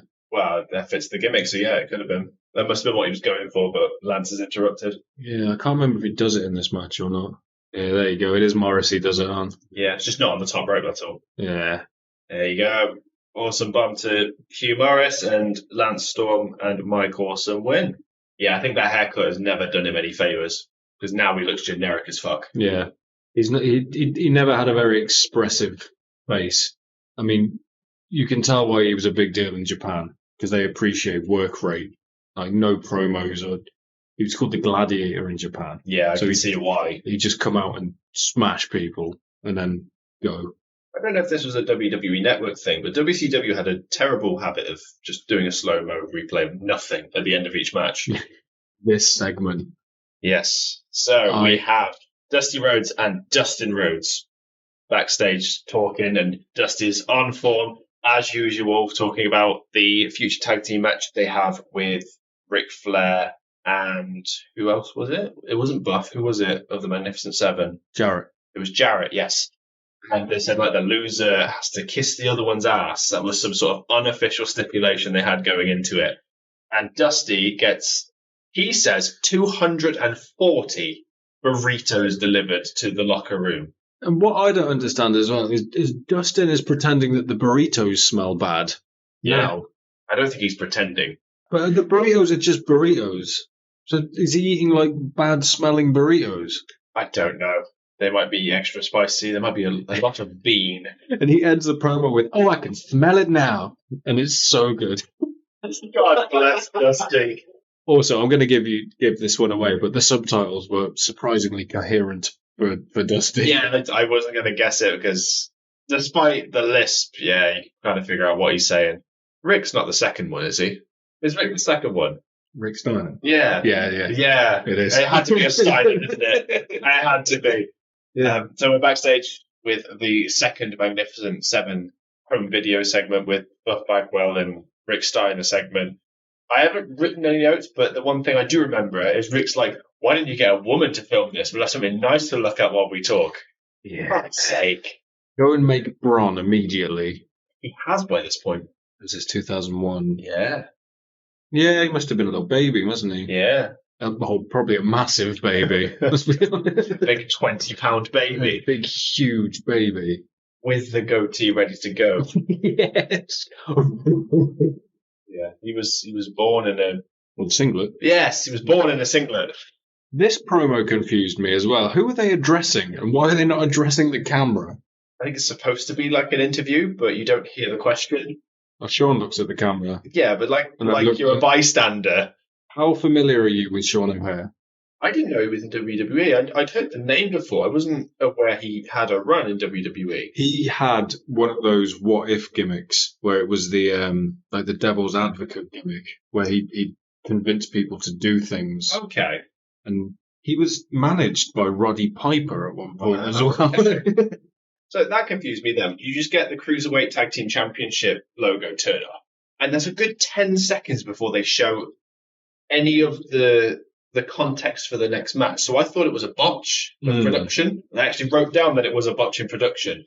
And then they show the build up to the Shane Helms match, which is about to come. It's very confusing.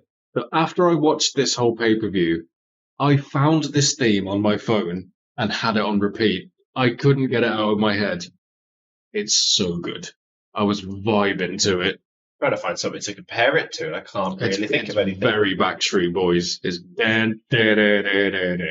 yeah, it's exactly like that. Shane Helms is a womanizer, apparently. Absolutely skipping to the ring, look. Yeah, he's just had a kiss from 4 women, wouldn't you? Yeah, I wouldn't be wearing trunks. Fuck's sake. This episode is going to go off the rails. Also, how sexy is Chavo's music? Oh, Chavo. That's what I wrote in my notes. Oh, it's so good. It was in this match, and like the way he's walking to the ring, his mannerisms, it is so Eddie. Yeah. And I really took note in this match. Because I've never appreciated Chavo Guerrero. Yeah, the little mannerisms there, like even the way he's walking and he's got a little arch in his back. And it's just like whenever he points really fast. With purpose. Yeah, like when he's pointing at you, you know he's pointing at you. Yeah, he sort of does the slouch forward and he bounces when he walks, and it's Eddie all over. Because he was Eddie's nephew, wasn't he? Yes. They were around the same age. I think Eddie was a bit older. Yeah, something like that. Also on commentary, they say, this should be a dandy. Yep. Okay, dandy. That's the word we're going for. It's one of the better matches on the show. Yeah, it's real good fun. I'd forgotten that the Vertebreaker was a thing before this match as well. Oh, that was the move at this time. That was the Canadian Destroyer of 2001. Oh, yeah. And I can see why it looked devastating, and if something goes wrong, it goes really wrong. Well, there's nothing to like post your head against. Well, I think that's why whenever you see someone getting given it, they're already arching in anticipation. I think when it's done in this match, Chavo does leave it till the last minute. There's also, I don't know if you've ever seen, Styles took it from Shane Helms, like on a really old episode of like Heat, or something, and he does it then where he's straight until like he hits and then tucks. That was during the Hurricane stuff, wasn't it? I think it was a Hurricane versus AJ Styles. I think I saw a small clip of it. It was like years ago. Also, I've never noticed before how handsome is Shane Helms. I agree. He's very handsome in this, I thought. Is it the fact he was surrounded by women? Is that giving you like the advertiser effect, or is it the Green Lantern tattoo? That could be it. Is he not Ryan Reynolds? No, he's just a nerd. Yeah. He had a superhero gimmick, Jack. Yeah, he did. Of course he's a nerd. I wonder if he was the one that pitched the idea, though. Or if Vince saw the tattoo, just turned to what's that, pal? It's a Green Lantern, sir. It's a superhero. I love it! Do it. I've just realised something that is perfect. As we're watching this on the network, in the suggested, watch now, is Ronda Rousey. I think at the Rumble as well. Does that say live? Yeah.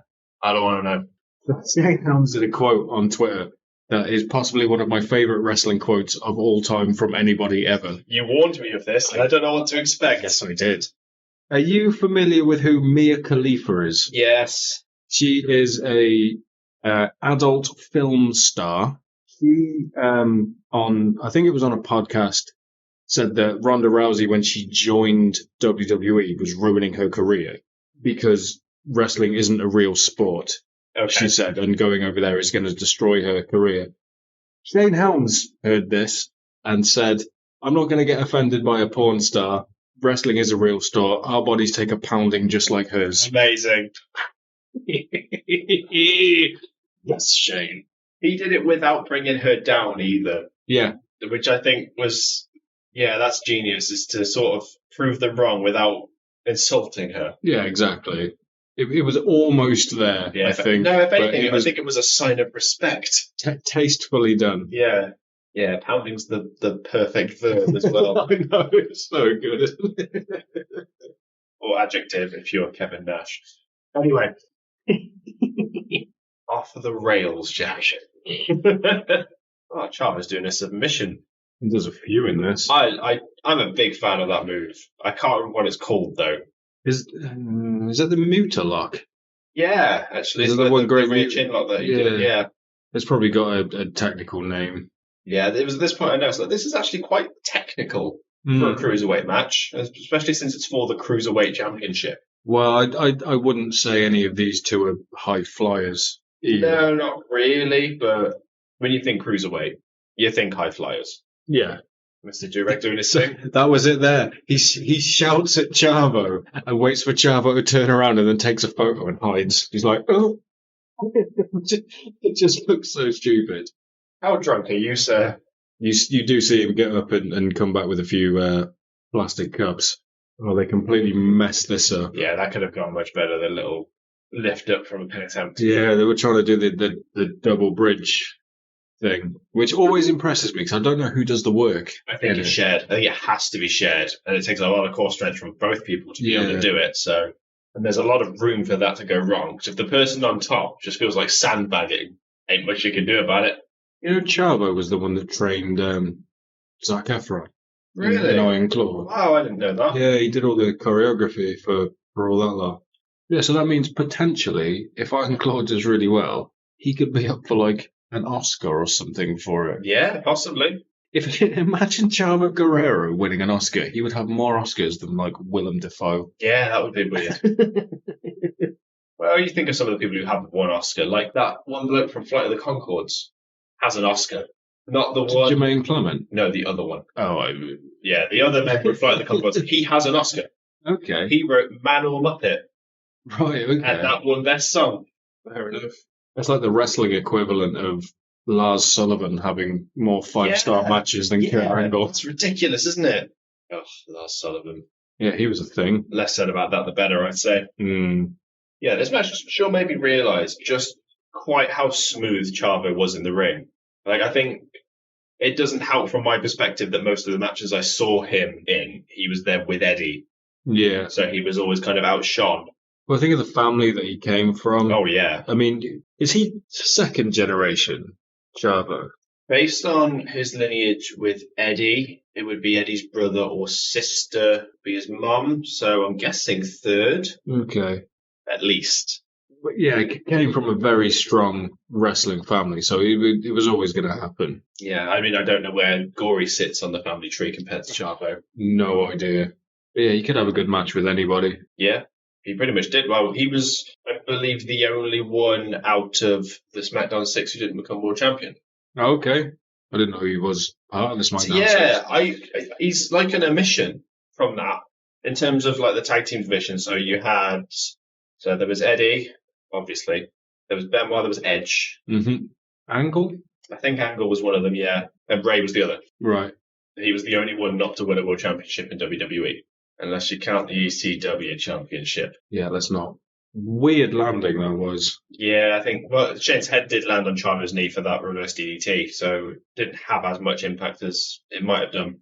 The trouble with like Shane Helms doing his signature moves is because it was the same curse that Pete Williams said about the Canadian Destroyer, is you can't have false finishes. Yeah, because you know what will finish the match. Yeah. Yeah, that makes sense. But, I mean, the Nightmare, as he calls it. The Nightmare on Helm Street. Nightmare on Helm Street, excuse me, that was it. It's not much, is it? So this pissed me off. The crowd started chanting boring. Oh. I think they'd been spoiled by all the high-octane action that happened at the beginning of the show. So when something technical happens, they're not interested. And I think they both realise the crowd are chanting boring because straight away they do like a string of high-flying, high-impact moves. Yep. You got to have a sense for it. It's what most people are trained. That was a hell of a bump as well. Yeah, so Helms gets up on the top rope, Chavo runs into the rope, and Helms just falls arse over tit, pretty much. He just sandbags it, I think, or like ragdolls it, just straight down. It was like a backwards version of John Morrison's old flying move, or the one Rob Van Dam used to do, where he would just sort of let his legs land on both ropes from the turnbuckle. Oh, like a split-legged. And his body would do the rest. Never looked good when Morrison did it. He'd always hit them with like his arm. Well, it's because he did a 360 spin on the way down. Yeah. That's why. No, I never liked it. No, I always thought it was impressive. The athleticism that it took to do it is definitely impressive, but as a wrestling move, it was just... That spin doesn't add anything to the move, does it? Nah. In terms of it hurting. It's not increasing your momentum or anything. Oh, Chavo's going for the vertebraker. Counters it, and you see Chavo move his head literally at the last second. I don't think Chavo was going for the vertebraker. I think it's a gory special, isn't it? Oh, yeah, they're very similar moves, aren't they? Because his dad invented it? I don't know where gory falls on the family tree. Or his uncle, dad, granddad? Yeah, one of those. There's that theme again. Yeah, you can enjoy Shane's theme as he celebrates winning the Cruiserweight Championship. I enjoy the theme almost as much as I enjoy his teeth. What's going on with his teeth? Yeah, I don't get it. I mean, I'm not one to talk about teeth, let's be honest. And out come Helms's hose, the sugar babies, I think they call them. Okay. No, I can't take the mick out of teeth. I pulled one of mine out with pliers not long ago. It was hurting. It had to go. It was really wobbly, and it was this one here. Yeah, right at the back. Yeah, no, you're not going to miss it, are you? No. And you know what? It did hurt, but it felt really good after I did it. I was like, oh, God. You know, the worst part was I messaged AJ a picture of it, and she was like, where is it? I was like, well, just put it in the bin. And that's like the fucking tooth fairy. That was the bit that she got freaked out about. She said, you put it in the bin? I was like, I'm just telling you, I pulled one of my teeth out with pliers, and you're more worried that I put it in the bin. Oh, backstage segment number 3 of the Magnificent Seven, and now we're back in Flair's office with Jarrett. Back in shaky cam land. Yeah, but Ric Flair's essentially saying, I'm not kissing any ass. If anything, Dusty's kissing my ass. Yeah. Yeah, also they put a little something at the beginning of the show where they sort of sow the seeds, and he's like, I'm not losing this match, and Jeff's like, we. I thought that was a botch. I mean, this had to be pre-recorded, surely. Yeah, no, that's a good point. So I think it might have been to sow the seeds of doubt. Yeah, WCW, famous for paying attention to the little things. And this is a side point now. We've just paused it because the internet is doing a shit all over itself. One of these, either the center of the camera or the play button on the WWE network, is not centered. Someone fucked up. This Booker T promo, I've never heard someone do a promo with just catchphrases before. Yeah. Yeah, I didn't notice that there was anything in between. So Booker T says his famous catchphrase of "Don't hate the player, hate the game." And the first thing that went through my head is, "You fucking will in a year's time, mate." Oh, Triple H. Yeah. Right. When I looked down the card for this, I got really excited because Chuck Palumbo and Sean O'Haire, specifically Sean O'Haire, were really good. And I was like, this is going to be a good match. It's 54 seconds. Yeah, it's 54 seconds. And it's Lex Luger and Buff Bagwell as well. So, well, you'd expect something. Apparently, it was supposed to be an 8-minute match. Luger and Bagwell threw their toys out the pram and didn't want to lose. And they went into like business for themselves. And that's why the promo at the start goes on for way too long, because they were just dragging time. They were dragging out those 8 minutes. To fill that 8 minutes. And then they stay in the ring for too long afterwards and all sorts. And it's just like, oh, come on. Yeah, I didn't make the connection when Luger and Bagwell come out and they just cut like a 3-minute promo where they're just talking nonsense. It's longer than the match, and it's just ridiculous. I have a question. Mm-hmm. What's on Luger's trunks? What is that supposed to be? I don't know, I haven't seen it yet. Is it a logo for the Magnificent Seven? It's the only thing I can think. When you see it, let me know. If you see it, let me know. I don't know what it is about Buff Bagwell, but I can just see why he didn't go anywhere. I wish I could pin it down, but I can't. Well, he's the reason that WCW died. Really? They had a WCW match on, was it Raw? Okay. They changed the ropes and everything, and it was him and Booker T, and it went down so poorly, like he got fired immediately, and they never did any WCW stuff. Ridiculous. I think I heard him speak about it, and in his defense, they said to him, right, when you go out, no talking to the camera during your entrance. And he was like, well, that's my whole gimmick. And they were like, yeah, none of that. He's like, I don't know what to do then. Yeah, that's a bit daft. A lot of people used to do that as well. Don't give Lex a microphone. He doesn't know. He struggles so hard to talk. Like, he concentrates so much on talking. Lex loser. Have you just noticed that? I don't know why. They've cut to it like 3 times. I was watching Lex's face. Yeah, it's an interesting face, isn't it? There's 2 next to each other as well, 2 signs that both say Lex Luger.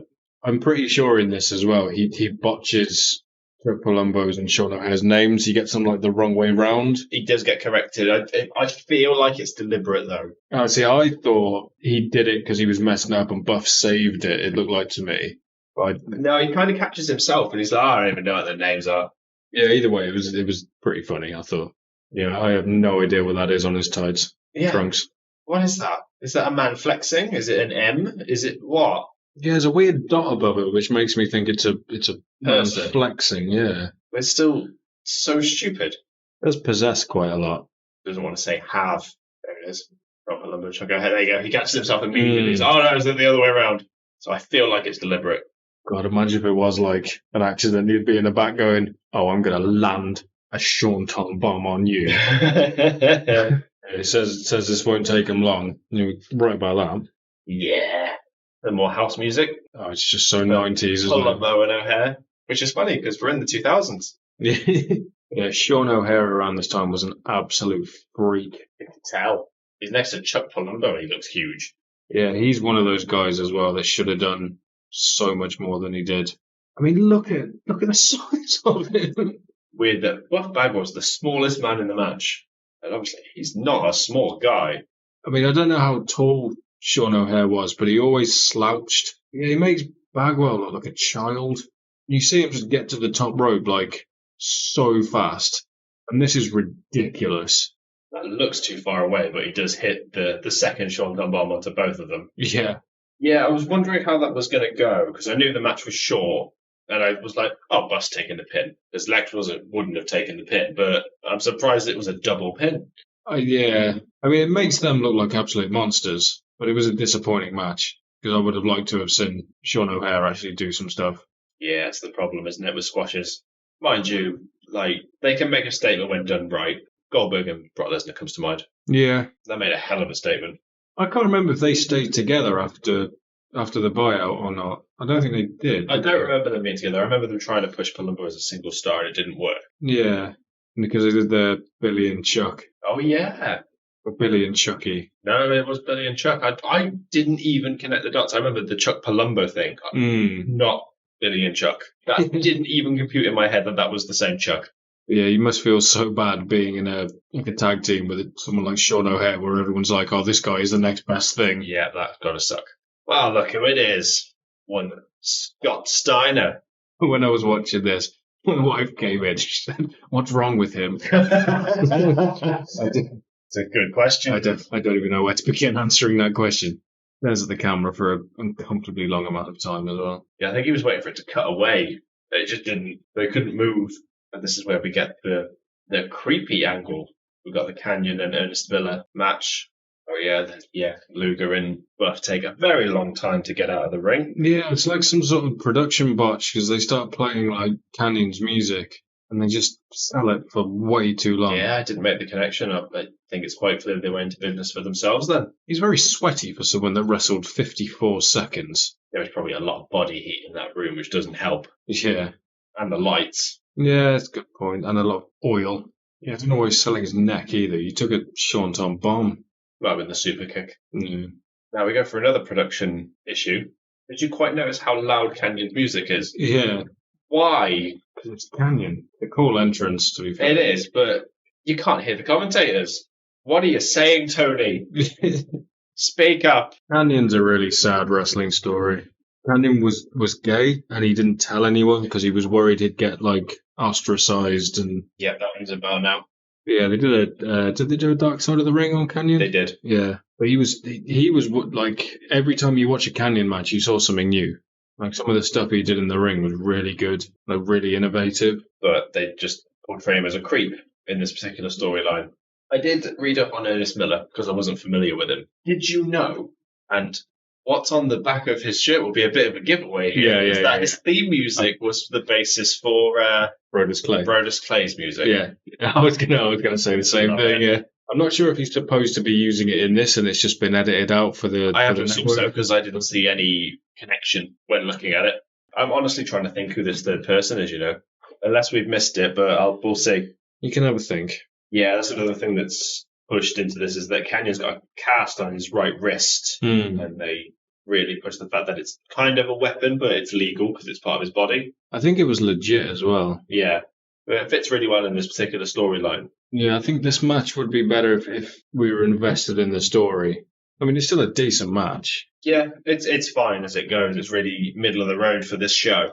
I think it doesn't really pick up until the story aspect comes into it and Miss Jones tries to interfere or gets caught or anything like that. Yeah. I love the cat's wrestling getup. Where it's just a lot of black and leopard print. Oh, it's so cool. Yeah, Canyon did some good stuff in WCW.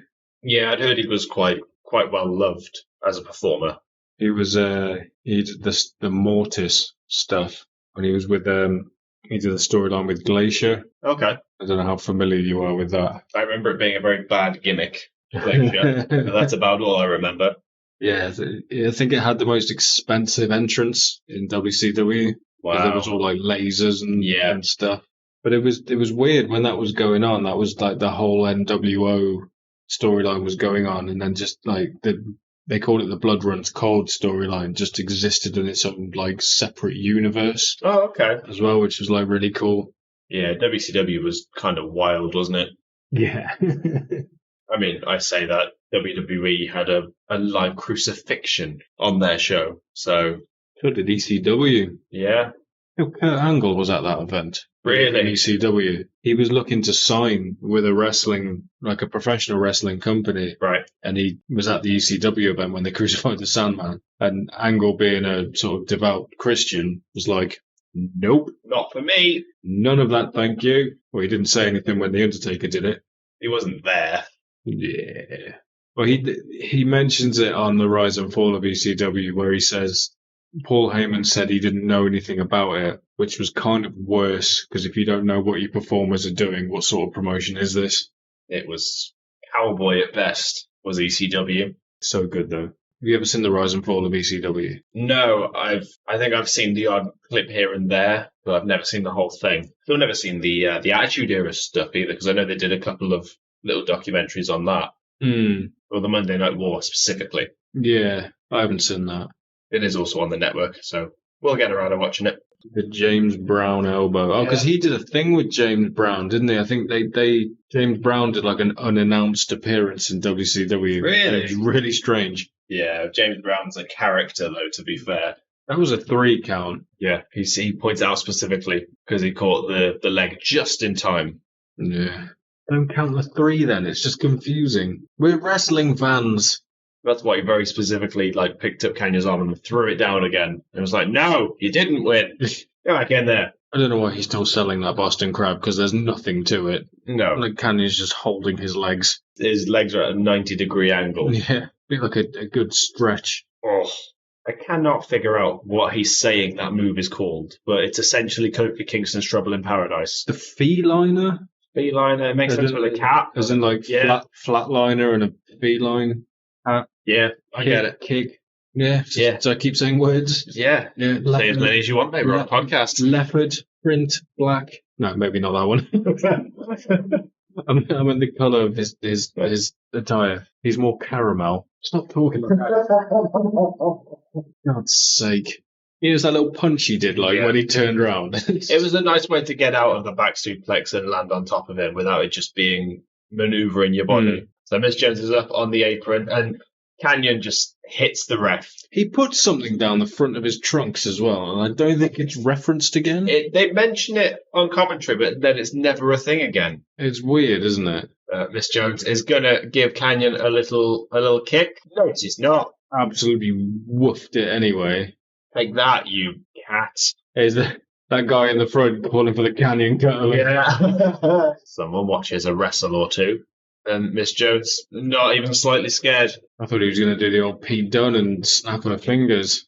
Oh, he's a bit of a creep. He's going to need those fingers. For many things. Yeah. And there it is, another feetliner. That was a really nice one as well. Yeah, you heard it as well. No, it's not like Miz getting knocked the fuck out. But that ends the match. Ernest Miller wins via the feetliner. I think that's James Brown's cape, isn't it? Wouldn't surprise me. I think they mention it a few times, I'm not sure. I don't know what he had down his trunks, but I think whatever that thing sitting in the ring is what it was. There's two of them as well. I don't know what the fuck that is. Yeah, I don't. No idea. So Canyon's move is called Flatliner, so maybe the cat called it the Feliner to... Maybe, that makes sense. Like the FU and the F5. But now Canyon's about to pounce onto Miss Jones. And they play Smooth Operator, and I absolutely went mad. So did I. I was like, it's that fucking Smooth Operator. My notes is all in capitals. It's that Smooth Operator. In M.I. Smooth, and his theme music is quite literally shot a Smooth Operator without the lyrics. It comes out with a bent chair already. Like there's a big dent in the top of it. I'm going to give context as to why we love Smooth Operator, I think. So me and Jack used to work together in retail, and it was a shop where we had control over the music that was played. And whenever one of us was talking to a pretty lady, somebody would put Smooth Operator on just to put us off. And it was an uncomfortable experience. Very much so. I remember blushing on many more than one occasion. So we've just had a fourth segment of the Magnificent Seven where Lex and Buff Bagwell are arguing, and then Buff's like, what are you recording this for? And now we're back after Dusty's finished his burritos. He's eaten them all, and he needs to hold it in for the match. Only Dusty can get farts over. Don't let it blow. And he lifts his leg as well. He cocks his leg. Dusty's like, no! Oh, I can smell it now, baby. Oh, it's gonna smell, Daddy. Who the fuck is Scott Hudson? I have no idea. And Shivani, first time we've seen them throughout the show as well. They don't do the little candid view. You see them both. Tony, babyface Shivani, and Scott, who the fuck are you, Hudson? And you can tell it's the 2000s because the people behind them are going absolutely rabid because they're on camera. Yeah, there's backwards caps and all sorts. Shivani knows how stupid that whole burrito thing is. Yeah. 40 burritos in 20 minutes. Every time Scott Hudson tries to bring something up, Tony's like, yeah, but just to eat all those burritos. So that was fun. So nothing else matters. I don't know why these two are fighting, Booker and Steiner, but it's just for the US Championship, I think.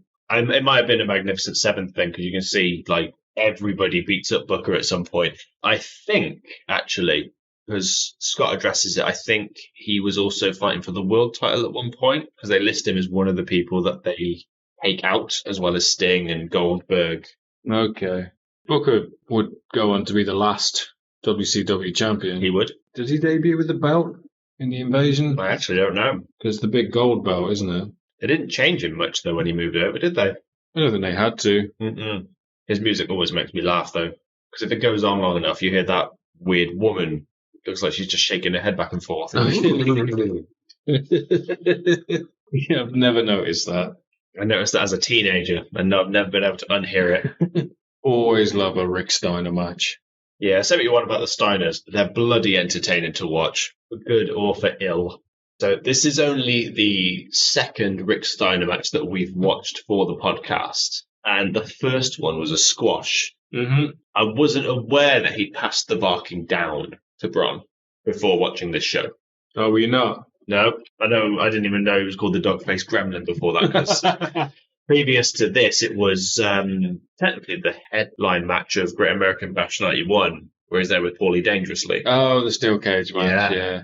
I love the way he stops and puts his sunglasses in a case and then just chucks his jacket on the floor. Oh, let me be careful with these. What? At least these are safe. Yes, nothing can break through this case. He looks like a cross between like his brother and Rick Rude. Just because of the facial hair. Yeah, possibly. He grows a bloody nice beard, though. You got to give him that. It's full and thick. Yeah, it's not going anywhere in a hurry, is it? It's very dark as well. Like, if you told me he died, I'd believe you. But he could very well not have. Rick Steiner could tell me anything, and I would believe him. As long as it was in person. Yeah. You're not going to tell him no, are you? Nope. He kicks that kid right in the face. Yeah, and the mom's terrified as well. She's like, oh, get these sweaty men away from me, for the love of God. The kid's like, hit me in the face. What are you doing, Rick? He's just you grabbing the bridge of the nose. He's rubbing his forehead really hard. I bet that sucks. Rick's on his shirt says, bite me on the back. Is he tweaking? No, twerking. What's it called? I think we're probably doing both, to be honest. Tweaking's a very different thing. Yeah. No, we got Rick Flair for that next. Yeah, tweaking is drug related. So I know the way he just barks once. Yeah. And the crowd just join in. It's a dog versus a duck out there. A shucky ducky. There you go. That was a very smooth little sunset pin by Booker T there. I mean, he's got really long legs, so it'd be quite easy. He's like 50% leg as well. Yeah. I never really noticed that, you know. It's when he does like spin kicks and things, you're just like, Jesus Christ. Yeah, he's always been really good at using his legs. Which is weird, because one of his finishers, it's essentially a rock bottom. He doesn't use his legs. The bookhand. Yeah. Yeah, he needs like a kneeling sort of rock bottom, isn't it? Whereas he's got that lovely spinning kick that he does. It's not really a spinning kick, but he does like a scissor kick, doesn't he? Mm. And then the one he did in WWE, I don't know if he ever did it in WCW, where he would kick you in the stomach, hit the ropes, and the little scissor kick onto the back of your head. Oh, I think... I don't know what he called it. It's been that long since I've seen a Booker T match. What did he ever call it? I think he just called it the scissors kick. He had that other move, which was a front flip leg drop from the top rope. That was the Harlem Hangover. Okay. I felt like all of his finishes were puns. I'm not sure. You could be right. I need to do a lot of research on my... I'm going to look this up right now. Yeah. Because it's going to bug me. No, you're absolutely right. He just calls it the scissors kick. I was under the impression it had some sort of pun. Was it not called the Ghetto Blaster at one point? It might have been, but not during the time I've ever seen him. Or was that when he was G.I. Bro? Are you familiar with that gimmick? No. Shut my mouth. He does the move right there. But it's just a standard signature. It's not his finisher. Kind of does the move. It's nowhere near Rick's head. Yeah. I think the commentators play it off as, he hit the top of his head. Yeah, grazes him with his calf. And a nice little flapjack and a spinneroonie. And the camera misses it because the ref gets completely in the way. Yeah, good job, mate. That's Nick Patrick, I think. That did make me laugh the first time as well. It's the best way to sell a German suplex. Yeah, without swearing. Because I think MJF would always do it. Go, oh, shit! Yeah, MJF's really good at it. Here comes Shane Douglas. Don't know how this is relevant to the story, because we're not told anything. Yeah. I know we said earlier, but I watched the rise and fall of ECW again yesterday. And I forgot just how much of a big deal Shane Douglas was in ECW. And just he never reached those heights sort of anywhere else. No. So Shane Douglas interferes, hits Steiner on the back of the head while he's on the ropes. Booker hits the bookend. 1, 2, 3. Booker is the new US champion. Decent little match. Yeah. I mean, there's not been any duds on this pay-per-view, really. No, not really. He'd already been world champion at one point already, hadn't he? I don't know if that was after this. A few times, I think obviously he was held 5-time champion, but I don't know when the first of those 5 times was. Well, considering this is the last pay-per-view. Yes, but he had a lot of reigns towards the end, so I didn't know. Yeah, he's the last WCW champion, and I'm not sure how many times he held it before that, but I know he had. I love the fact that he's selling the shot to the back of the head, yet still tries to punch Booker T. Now we go to segment number 5 of the Magnificent 7, where we've got Luger and Road Warrior and Buff Bagwell. And Buff's been assaulted by somebody. Oh my! You Michael Cole? So essentially, somebody's been taking out members of Magnificent Seven one by one, and they don't know who it is. Not relevant to the podcast, but we don't find it out. Ridiculous, isn't it? Yeah, that Ric Flair in the suit, that's what I remember. Because when he joined WWE and they did the draft with him and Vince, that's what he looked like. The short hair. Yeah, so I'm used to it. No, it's so weird. This, especially because he's in the Hawaiian shirt as well. It's like, why? Did you happen to see the recent Jay Lethal interview? No. Apparently, the entire segment with him and Flair was improv. None of it was planned. Apparently, it's a thing Ric Flair has. Ric Flair has very famously said that he never plans his promos. Okay. They're all off the cuff. So Lethal said he went to Flair backstage and said, okay, what do you want to do? And Flair goes, I don't practice my promos, kid, and then walked away. So Lethal's like, okay, I guess we're figuring this out on the fly. And then we got the famous woo-off. That's my line. Fair enough. Also, we just missed Jarrett's Dusty impression. Yeah, it was pretty good. It's pretty good. It's a hell of an impression, yeah. And you got Ric Flair in full prosthetics trying to look like Dusty as well. I bet everyone at this time had a Dusty impression, though. Oh, yeah. That they were just waiting to bust out. We've done one each already. Here he is, Slapnuts. Which is printed on the back of his guitar as well. Yeah. I don't know why he tried to get that over. I was just holding up a sign during Jarrett's entrance going, who chose you? Yeah, I can see that. I hated Jarrett. Yeah. Back in the day. I hated him, especially in TNA. Couldn't stand him. Now I can watch old pay-per-views like this and I appreciate him so much more. Yeah, he's so good at what he does. He's good at them now. Like, even at All In, he did a little thing before the show started. Yeah. He's just a natural heel. Flair's theme seems really quick. Yeah, I think so. There you go. So that's the song I wanted to talk about. So someone writes a woo sign, they put a H on it, so it just says woo. I wanted to pronounce it as wahoo. No, it's just woo. So they mentioned this on commentary. This is the first time that Flair and Dusty have fought on pay-per-view. That seems that they've ever been across the ring from each other. I don't think they specified. No, they fought quite a lot in the territory days. It's insane though. But on pay-per-view, it's bizarre. Yeah, they fought. Shivani just said it then, but it was before pay-per-view was a thing. They fought, so it's just a weird little fact that just doesn't seem right. I wonder how different things would have been if Dustin had gotten the implants like he said he was going to. Christ. This wouldn't be happening. Nope. No, sir. Why has Dusty taped his knees over his jeans? I can answer that, I think. Okay. I will answer it later. Right, okay. That shot of Flair. Smiling. I don't like in awe of Dusty. It's just admiration. Yeah, I think it was like, probably should have done that. Flair cuts a promo. He's like, I'm not going to wrestle. Jarrett's going to do all the work and he's going to kick both your asses. None of that happens. Nope. Like just immediately just goes out the window. Charge the ring. Get out of here, Road Warrior. You're not needed here. Jarrett just grabs him. No, he's staying with us. I like this because this is Nate arguing with little Nate. Yeah, and it made me laugh. Charles Robinson just shoving him back. I don't think so. Flair looks so shocked by it.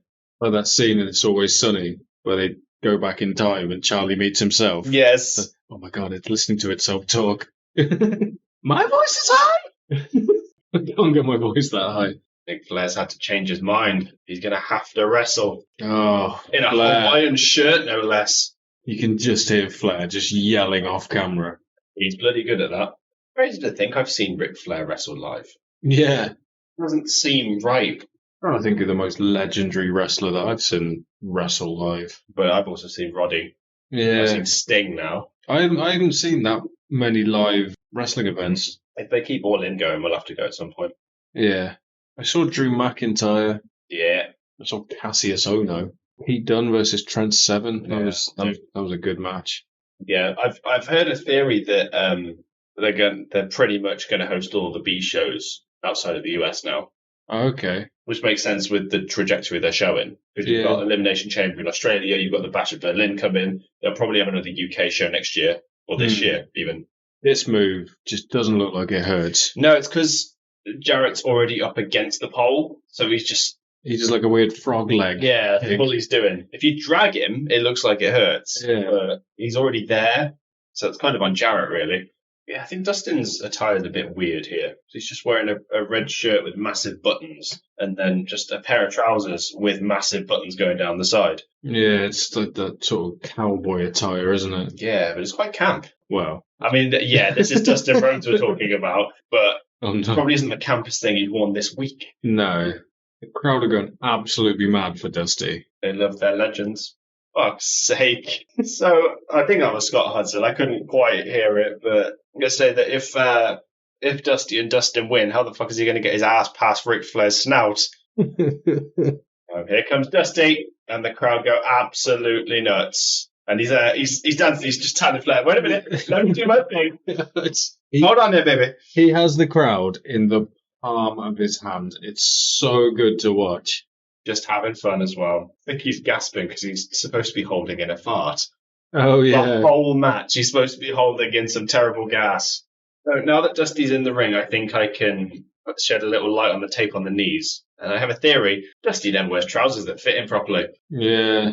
He pulls them up at least twice during this match at the waist. And he's wearing a belt as well, which only makes it worse. Oh, Dusty. So I think it's literally to stop them falling down. This falling down all the way. Yeah, so the worst it will get is to his knees. I mean, why? Good question. It's a good question. Let's get some nice fitting trousers, Dusty. You've worn worse. Yeah. Better yet, you've worn worse and got it over. Somebody's kissing ass tonight. Yeah, that's the stipulation, Scott. Oh, ridiculous. Mad to think that Dustin and Jarrett are still wrestling, like now. Dustin, we don't know how much longer for, though I have heard rumours that Dustin's contract is coming up. Okay. So, Rhodes reunion? Maybe not a reunion, maybe Hall of Fame. Well, there's a chance they could have the WrestleMania match they've always wanted. Well, the two of them. Mm-hmm. You remember the match at All In? Yeah. That was fucking great. So if they could pull that off at Mania. For a title? No, doesn't need to be. This year? Well, before you won. Okay. Sibling rivalry. Yeah, Dustin's last match. Yeah, it could be as well. If you brought Dustin back to WWE, would he be Dustin or would he be Goldust? He's never been Dustin, has he, in WWE? I'm pretty sure he's only done Goldust and then variations of Goldust. Well, he's got that at the moment in AEW. I mean, he's the natural Dustin Rhodes, but the look isn't all that different. Yeah, it's the sort of half-painted face thing, isn't it? I'm sure Triple H should be able to work something out for him. Because was he Goldust when they were doing the whole Dusty Cody angle with the Shield? Yes, yeah. He was, I remember him turning up in Rumbles and stuff like that. It might have been around the time of the Golden Truth. Right, okay. I don't think that was too far removed. Dustin can't quite get the tag to get Dusty back in again. And he's going for the figure four, excuse me. I mean, he is on the floor. That close to kissing Chuff. That's what Scott Hudson just said. Get out, Scott Hudson. Yeah, apparently he's worked like everywhere as well. He's worked for the WWE and for TNA. He's got one of those voices that suits commentating. I love how it says Dusty encourages his son, and he's just stood there completely emotional. Staring at him like, what are you doing? Does Dusty even come in again? Yeah, I think so, yeah. Because Dustin gets the pin, doesn't he, with a really shit roller? Well, Dustin pins Flair as well, weirdly. That's a good point. I didn't even take note. No, he pins Flair. There you go, he's back in. His double punches are so good. Doesn't really do much in the ring, does he, Dusty? He doesn't need to. Yeah, I was just going to say. He doesn't need to. He says as he just drops a massive elbow drop. He doesn't need to do much, though. He really doesn't. An elbow's enough. Shivani just gets lost in a maze of words then. Yeah. He makes Dustin tag with in the match. What are you talking about? Put your teeth back in, Tony. Another low blow from Jarrett. Don't hit him down there. He's holding a fart in. I hadn't even considered that. There's this cloud of gas just coming down. Rusty indeed. Oh, you smell that now, baby. Oh, this is a crap roller. My God, that's awful. It looks like, is it Darby Allin's? Yeah. It looks like that. But his is deliberate. That's the only difference. But Dustin pins Flair. But when it shows the replay, it looks crap when you first see it, but it makes it look a bit like more legitimate when you see the replay because he sort of scrambles for it. Oh no, Flair! You're gonna have to kiss some ass, baby. Get in there with a chapstick. Yeah, that'll help. What you need for an ass kissing? Wet lips. It's my big wet ass. None of those words are wrong. No, but did you notice whenever it was particularly with this segment, because there's a lot of ass talk, they censor it in the video packages, but they don't censor it live in retrospect. So I don't understand why. Yeah. So this is the other weird thing as well. Dustin pins Flair, and Jeff kisses Dusty's ass. There's none of it ass backwards. I'm on fire tonight, Jeff.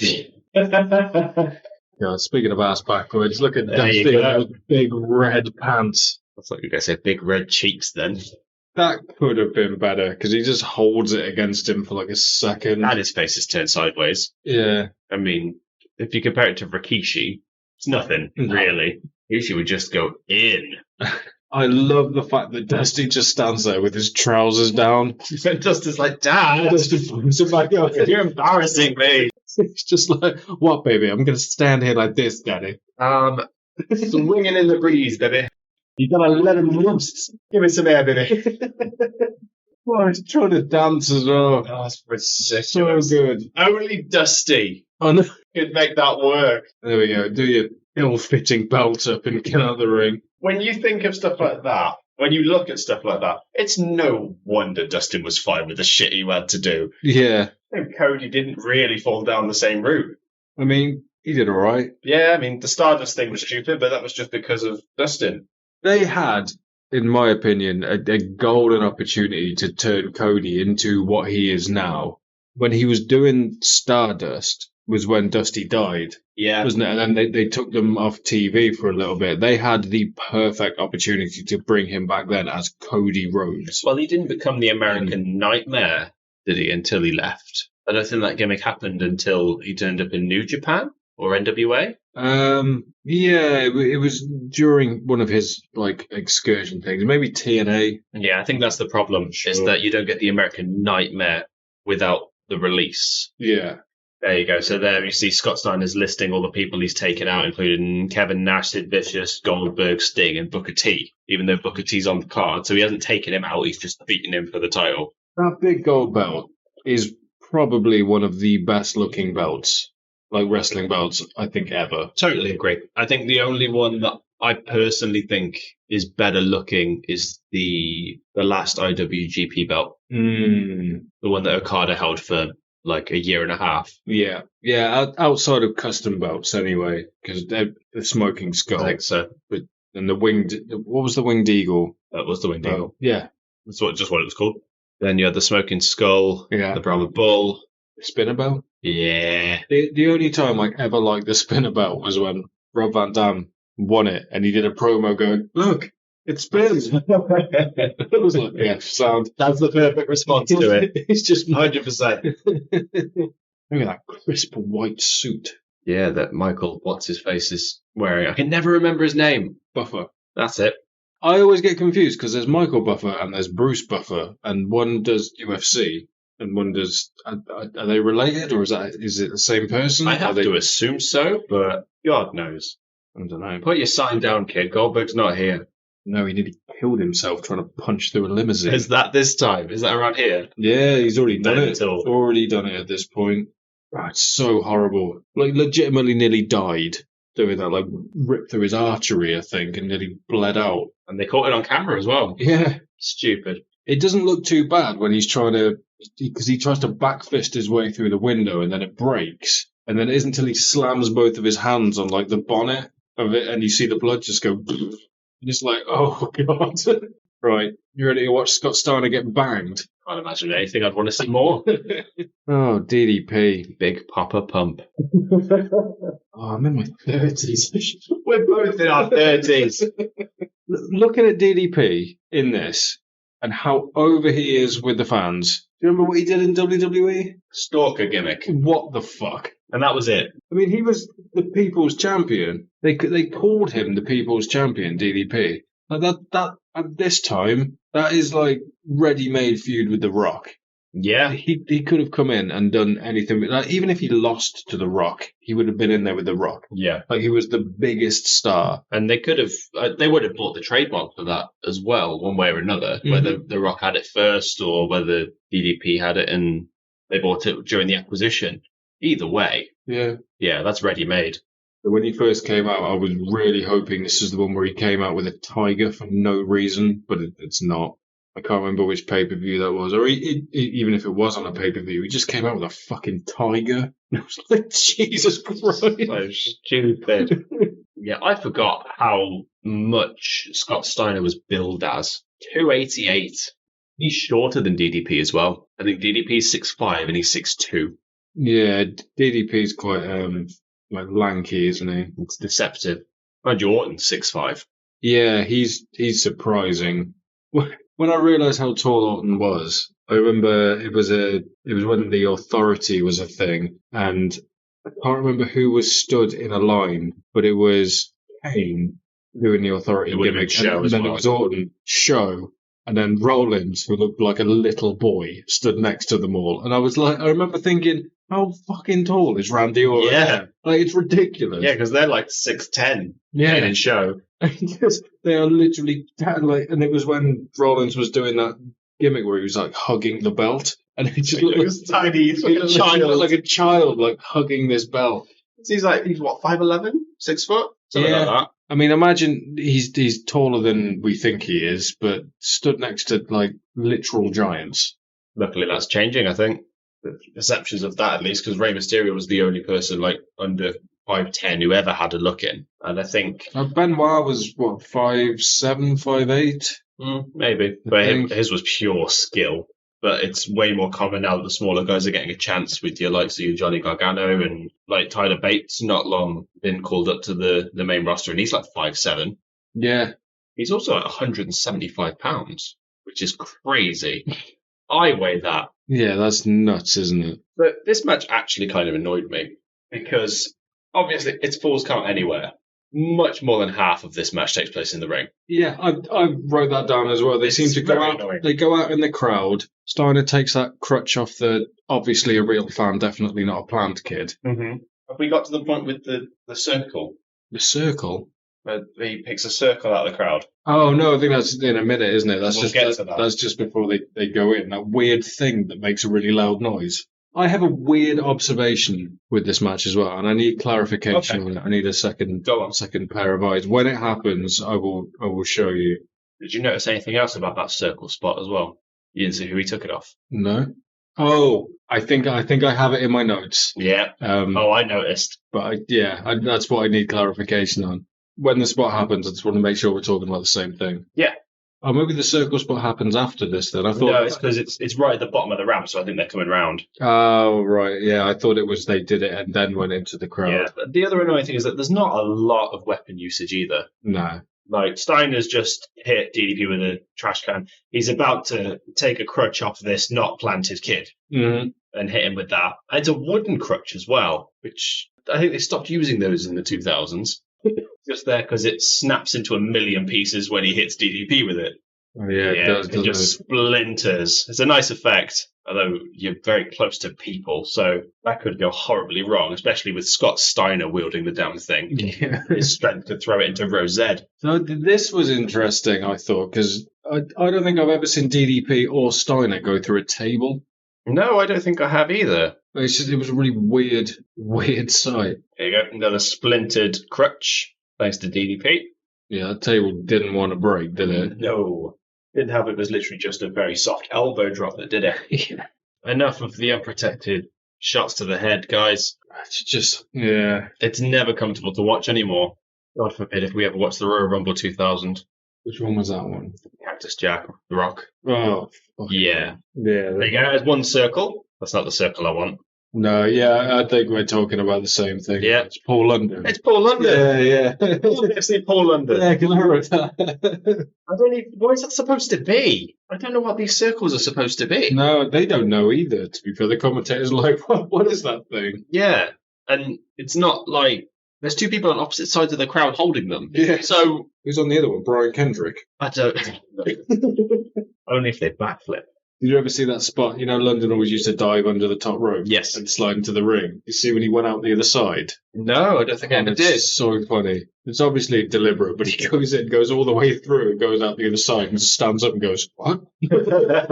This might be one of my favourite spots in all wrestling. Where he just does the push-ups? Yeah. Because he loves doing that. He's always done it. I know, and he makes the ref count too and then just push-ups right in his face. And I don't know why. It's just like, love that. It's just so obnoxious. Yeah, Scott's transition into Big Papa Pump from Tag Team Steiner. Yeah. Seemed happened overnight, if I remember. Well, so he just dyed his hair, bought the chainmail, and that was it. Yeah, they were. I can't remember too much about it. I'll have to go back and watch it, but I think they teased some tension between them, and then I think it was an NWO thing. Steiner joined them. I just narrow it down. Scott joined them, and then all of a sudden, next week, he was Big Papa Pump all of a sudden, and it was what the fuck? Crazy bastard. I mean, he was always big. But this is where he became bodybuilder big. Yeah. I mean, we saw Rick earlier on, and, Rick's a big guy. Yeah, but he's not. He's stocky more than he is muscular. Yeah. But Scott's just muscular. He still did the athletic moves, every now and then, but it was nowhere near as much. He still does, Frankensteiner's. Well, we did it we talked about it in the previous episode. It was Lockdown 2007. So 6 years after this, and he does a Frankensteiner. There's one move that he used to do that I don't understand how he did it and didn't kill himself. Where he holds them as if he's going for a fall away slam, so he's got them across his chest, and then he would jump and do a backflip while holding them. So it was a sort of world's strongest slam, but with a backflip in it. And that doesn't seem physically possible. And he would always spike himself on the head. Every time he did it, he'd just land on his own head. And it was fucking hell, man. I said, crazy bastard. Yeah. Imagine him at the pearly gates just calling God fat. That's the kind of crazy bastards we're looking at here. Yeah, it was around about this point in the match where I kind of thought, I think the main events were the wrong way round. Yeah, I think you're right, but obviously the title has to go last. Yeah, I mean, title going on last is a big thing, but also Flair and Dusty, I think, sort of transcend titles. Yeah, I think you're right. Yeah, totally. Neither of them ever needed the title to be relevant. And with the running storyline as well, with the Magnificent Seven and everything, it would have just made sense. And watching the crowd go absolutely mad for Dusty. I would like to argue that possibly Roman might enter that echelon when he loses the title. What do you mean? If he ever turns up, he won't need the title. Yeah. Just want to see him. I think when he drops that title, he's gone for a long time. I agree. It'll be months at the very least. I don't think he'll lose it outside of a WrestleMania, and then he won't turn up again until at least the next Royal Rumble. Yeah. I mean, he could do the Lesnar thing. It's possible, but I think he needs that time off. I think a lot of people forget that he's battled leukemia. Yeah. He's got to still be battling it because that just doesn't go away. Yeah, he's got a compromised immune system, doesn't he? Also, he's got 5 of children, doesn't he? He's got 5 kids. He is the head of a very big table. Yeah, 2 sets of twins, doesn't he? Among others, I think, among other kids. There's another low blow from Steiner. And it makes sense in this match. It is Falls count anywhere. Yeah. This guy in the front row looks absolutely flabbergasted by what he's seeing. He looks almost scared. He hasn't moved. Oh, there you go, Diamond Cutter. One of the most over moves in WCW. Well, any cutter gets over. Look at the RKO. Yeah. And here comes Rick. I like to think the camera didn't show it, but Rick just pulls him out with one hand. Yeah, I think so. He just grabs him by the leg and just pulls him out. I don't know why in my head, but like the Steiner brothers are just like freaky strong. Yeah, they have to be. They have to be. Like unbelievably so. Yeah, but even like for wrestlers, they're just unnaturally strong. And the kicks out another pin, and DDP lands on the ref. So we're just waiting to see what happens here because any shenanigans are legal. Yeah, it's pointless, isn't it? Like, I don't know why they're trying to hide the fucking belt. That was some quick colour. He might have done it before he got hit. I have to think so. Oh, it's pooling though. Yeah, he is dripping. So earlier in the match, there was a bear hug from Steiner, and they did the usual 3 count thing. And I do have a point, but we'll have to wait. He's trying so hard to sell this thing, DDP. Like, crawling. Reminds me of Hart Austin. Steiner gets in the Steiner recliner. The half-assed one where DDP's still on his knees. Yeah. I've never liked that. Well, he's got him around the neck, it looks like. Yeah, well, it's because his arms aren't behind his knees. So he's just holding him up. And we go for the 3 count again. And on 2, he's back. Also, rope breaks are weird. What are you going to do? EQ him? So Rick Steiner's attacking DDP while the referee's distracted. Yeah. Like, if he's going to see it, he's going to do something about it. It's like they forgot it was a no sort of falls count anywhere thing. Hits him a few times with the lead pipe just for good measure. And we go for another Steiner recliner where he is completely prone. So that works. Yeah. Patrick does the UFC thing where he doesn't count to 3. 3 times in the match, he does the 3 count. Yeah. I didn't even. And he doesn't do it for the finish. Yeah, I didn't even notice that. It's just inconsistent. Yeah, a bit of a anticlimax, isn't it? Yeah, that's why I think the main event should have been swapped round. You never really know that stuff in the moment, though, do you? It's always hindsight. Well, I feel greedy. Yeah, I guess. I don't know what to do with that, Jack.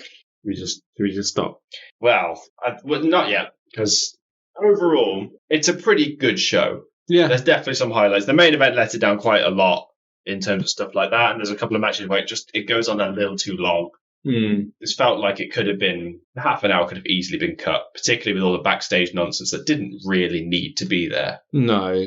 I think before we started this recording, I didn't quite know the business side of what happened to WCW. I thought the invasion and the takeover happened just after WrestleMania and not like a week before. And I was like, well, it's understandable why this company went under when you look at what happened 13 days later with WrestleMania 17.